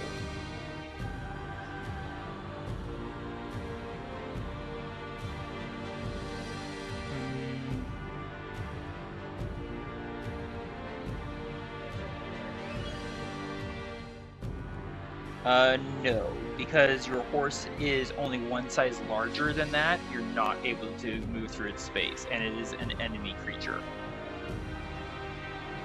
Okay, so I will move here. And I will attack the weaker one then. Alright, roll me 1d20 plus your strength mod.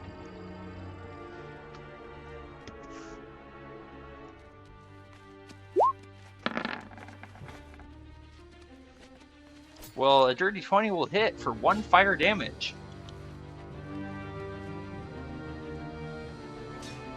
Not a D4. Anything else for you, Marcus? I'm sorry, you said something? Oh, I only get 1 damage out of that? I don't roll or anything? Nope, that is what Pardon me. That is what happens when you attack and hit with the torch. You produce 1 point of fire damage. Oh. To be fair, it only had the 1 hit point. Okay. Just so you're aware. Sorry. I will. Nothing.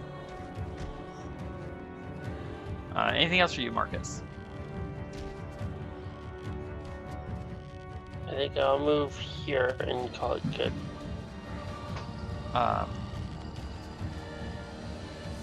That's weird. You managed to select Roscoe and Throk.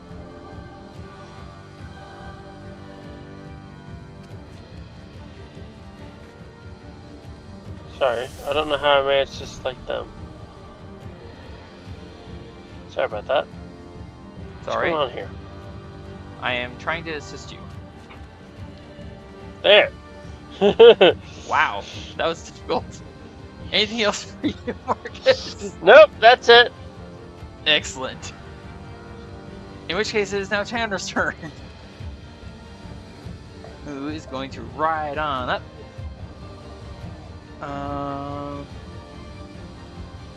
You know what? He'll use his interaction to pull out his lance because it's working out pretty well for him. 5, 10. And yeah, I'll say that gives advantage for flanking.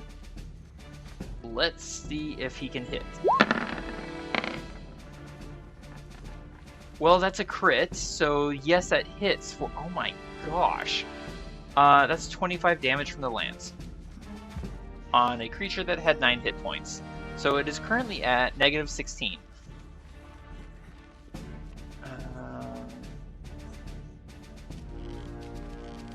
Now we just need to burn it. Sorry? Now we just need to burn it. Indeed. Okay, how far did I move? I moved 55 feet. I'm going to have my horse step back and take the dodge action. And actually, no, I'm going to have a dash. I want distance.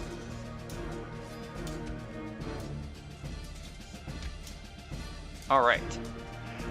Roscoe, you set that vegetable thing on fire, so it's going to now die. That was the wrong token. My bad, I just killed Crow. No! I think. No! What happened here? I did not kill Crow. What happened? Oh, I sent, nope, it's right there. What happened? Huh? I have no idea what happened. There we go. Alright. And this creature is going to stand back up with 3 hit points and is going to disengage and try to run. Kind of giving a weird hissing, whining cry. This creature is very dead. No, not that creature. Alright, top of the round. Throk, it is your turn. Go after running celery. Go for it. Can you bring it down? Caught Why don't up we to find out? you. Swing. And swing. Coleslaw. 14 is exactly what you need to hit for another 13 damage, and you knock it flat. Almost bisected. I assume you want Roscoe to do something. Yes. Douse it with flame. Tap it, Burn tap it. it, tap. And it does indeed die. We will exit initiative. Yes! Nice. At which point Tanner will regard Roscoe calmly and just point out, I did tell you that there are vegetables that can sprout legs. When did you say that?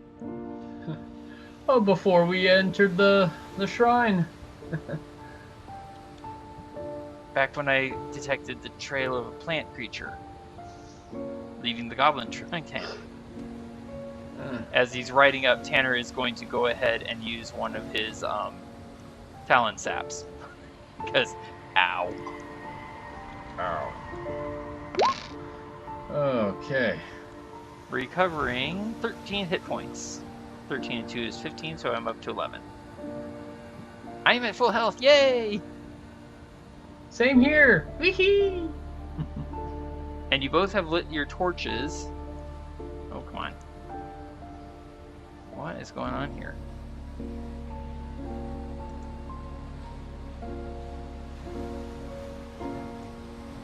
That was weird. Torches remain lit for 1 hour or until you use an action to extinguish them. Yes. Do you wish to extinguish your torches? Well, I use my action to distinguish my torch. To distinguish it? Well, it must have been a very successful torch. Mm-hmm. Or do you mean extinguish it? Whichever. I snuff it. I'm not the smart aleck or anything. Alright, so did we want to return to the shrine and cleanse it? Probably a good idea. Come, Or do we Throk, want let's to- go. Yes. Alright. Marcus, did you want Tanner to check for any departing trails? Sure. Alright. And he will give a survival check.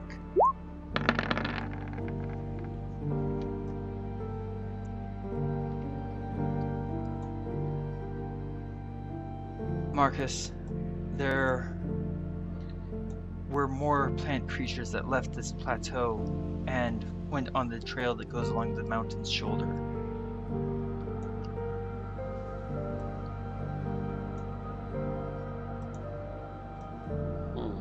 So we have I'm more not trouble entirely to deal with still. I'm not entirely sure how many, but at least 1 or 2.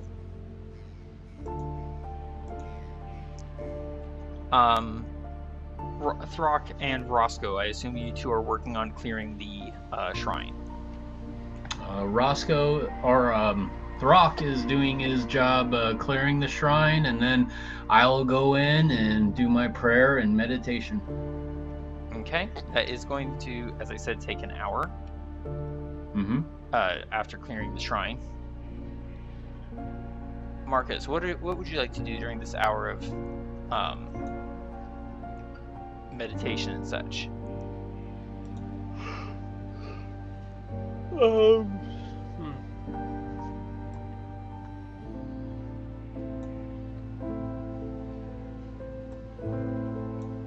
Can I work with Tanner to gather any healing supplies?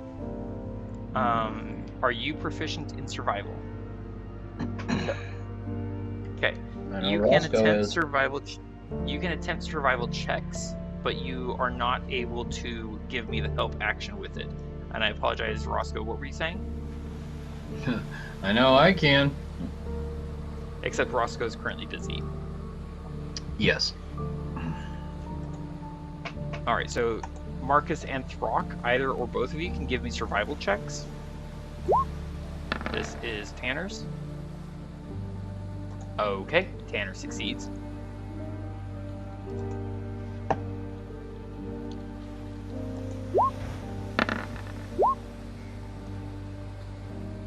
Roscoe, I found a snake. sorry. Throk, you find a curled up vine. Holy mackerel! I got maximum value. And let me check on you there, Marcus, because you got a 16. Let me get my Curled up vine. Marcus, you succeeded. You can get. What is your wisdom modifier? If you succeed with a -1, you may roll 1 delta 6 -1. I assume we're looking specifically for healing plants. Yes. Okay. Wow.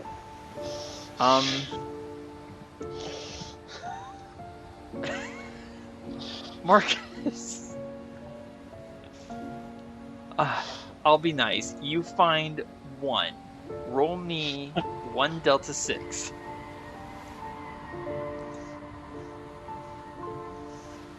because you are not exactly knowledgeable about these plants, so it's very much a matter of luck of the draw for you.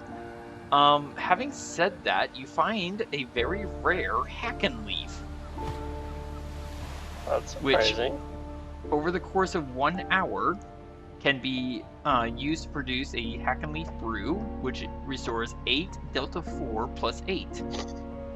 Would you like to take this hour while Roscoe is working to make one? Sure. Is it possible to divvy it up into like multiple potions and take it in smaller doses or something? Smaller Probably not. dosages, no. However, you can give me your choice, nature or medicine check.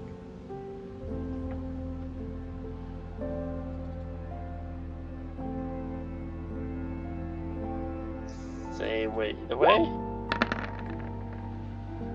Wow. You got a nat 20, a 19, and Malachim must smile upon you because miraculously you produce enough brew from this to make 2 Hacken leaf brews. And just so you're aware, the DC was 18.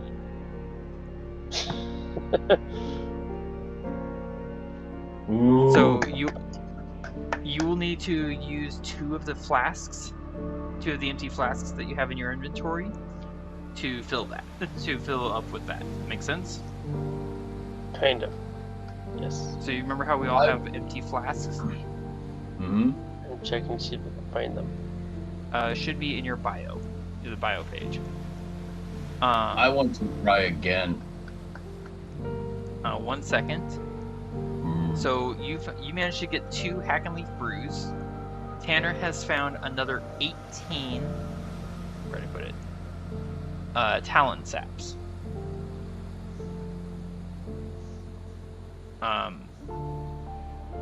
He's going to take 2 of them, which leaves 16 divided by 4.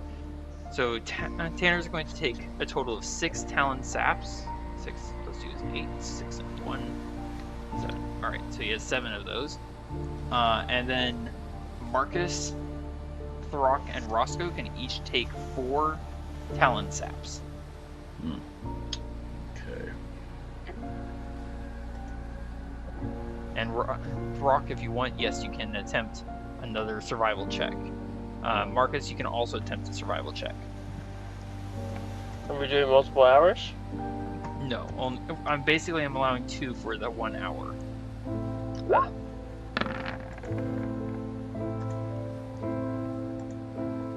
Unfortunately, Marcus, it seems your luck or blessing has run out.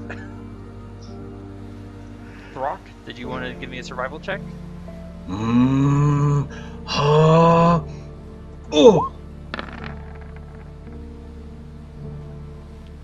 You found dirt. Oh, there's dirt everywhere. It's even in the rocks. Rubbing it for yourself. Tanner does succeed.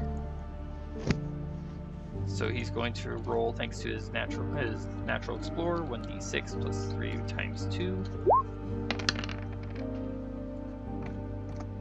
Tanner now finds 12 more Talon saps. So each of us can have 3 more. 3 and 8 is 11. How many did you see in total? So I gave 4 and 3 each. So in total, I gave, from these 2 foraging checks, Tanner gave out 7 Talon saps to Marcus, Throk, and Roscoe. By the way, Crow is hurt, as is Marcus's warhorse, who is yet unnamed.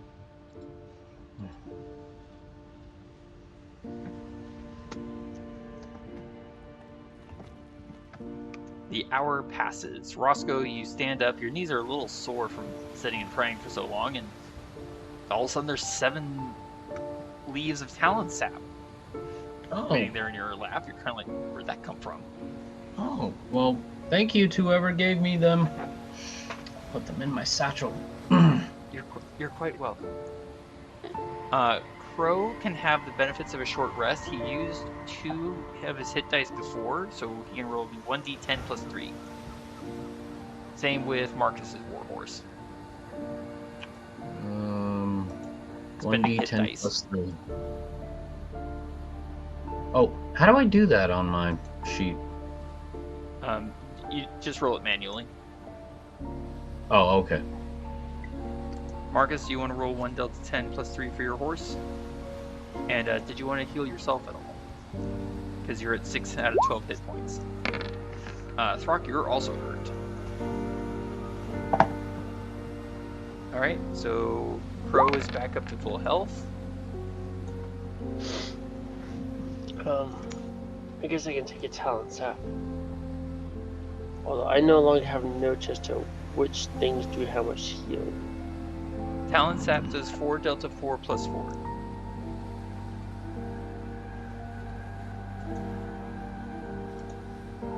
I have no Rocket. hit points. Sorry? I've no hit dice. But you do have a Talon Sap. Oh, talent sap. 4 delta 4 plus 4 if you want to consume one. 6 there. It's kind of confusing because Tanner seems to just find these leaves in the on the ground, in the rocks. It's almost like he just sprouts them himself. You have plant? I don't think so. Hmm.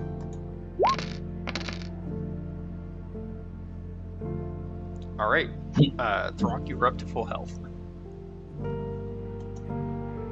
Well, that's temporary hit points. No, that is not temporary hit points. Hmm. Nice try. Marcus, did you want to roll for? Did you want to eat any Talon Saps?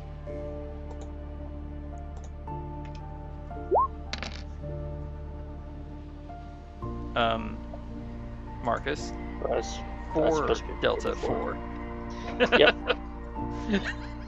You can just roll 3 delta 4 to total that out. Oh. So the 1 delta 4, like, what's going on?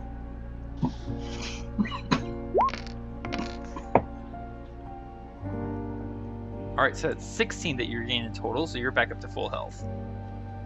Yes. Excellent.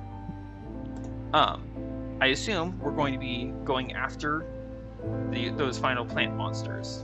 I assume. At some point, yes. Okay. So I will let you know where we end.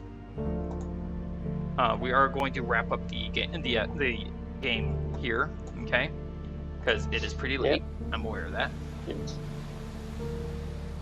So we are going to be wrapping up our travel after 8 hours of traveling. We're going to be wrapping it up on the shoulder of the mountain in the evening.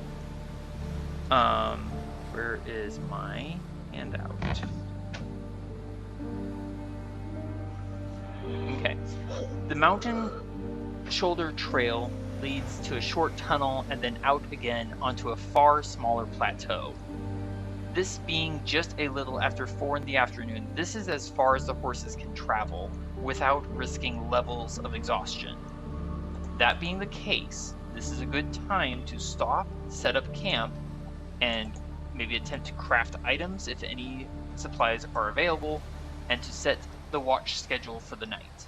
As a reminder, Marcus, long rests are 8 hours long, which is split up as 6 hours minimum sleeping and 2 hours of light activity, or keeping watch. In order to get a long rest and still craft items, the party members can craft items, care for horses, set camp from 4 p.m. until midnight, and then the long rest would end at 8 a.m. Does that all make sense? Mm-hmm. Marcus? I'm trying to piece that together. So we travel until 4 p.m. So we travel for 4 hours. We can craft items, care for the horses, set up camp, etc. from 4 until midnight. And then at midnight we have to start our long rest. It's 8 hours total for a long rest. 6 hours minimum sleeping and 2 hours of light activity such as keeping watch. So, who would you like to have take the first, second, third, and fourth watches? I'll take one. Indeed you will, Throk. Marcus? Let's have Throk take one, Tanner Okay, let me take rephrase. 2, Roscoe... Oh, hold on. When you say one, do you mean the first watch? Yes, sorry. Thank you. So Throk, you're going to be on watch from 10 until 2 a.m. Or sorry, from midnight to 2. And then who's next, Marcus? We can have Tanner take second, Roscoe take third, and I'll take fourth. Hey, I need my beauty sleep as much as the next person, but yeah, sure, thanks. I'll definitely take it. 2 a.m. to 4 a.m. for Tanner. And you said Roscoe, right, for the third watch? Third watch, sure. 6 a.m. There we go. And then Marcus will take the final watch from 6 a.m. to 8. Excellent. Saving that. With the sun setting in the west, the eastern face of the mountain plunges rapidly into darkness. Strong winds out of the northwest lash at the plateau and howl through the tunnels to the north and the south. But at least the misting rain stopped. So we're going to have a long rest, and we will pick up next week. I will have you each to reach out to me later and tell me what you want to craft, if anything, prior to taking the long rest. Make sense? Mm-hmm. Awesome. I want to thank both of you so much for playing, and I apologize for all the mix-ups and mess-ups with the tokens. I think and I hope that I've corrected all those. Maybe. We'll find out. Yep. Thank you for today for running a game for us. You're welcome. Yes. And I hope you enjoyed the fact that I used hex maps instead of square maps. I'm liking ideas. Looking forward to try. I'm sorry? Try. Sorry, What was I'm that, losing Marcus? my... I'm like, cool to try. Ah, indeed. And also thank you for bringing Tanner back up to consciousness during the first fight. Alright. Again, thank you so much for playing, and for all of you listening at home, thanks for watching, and we hope we'll see you again next week. Have a good night. Bye-bye. Thank you, fellow adventurers, for joining us once more. Please comment below to vote on what monsters you want to see Marcus, Throk, Tanner, and Roscoe take on next.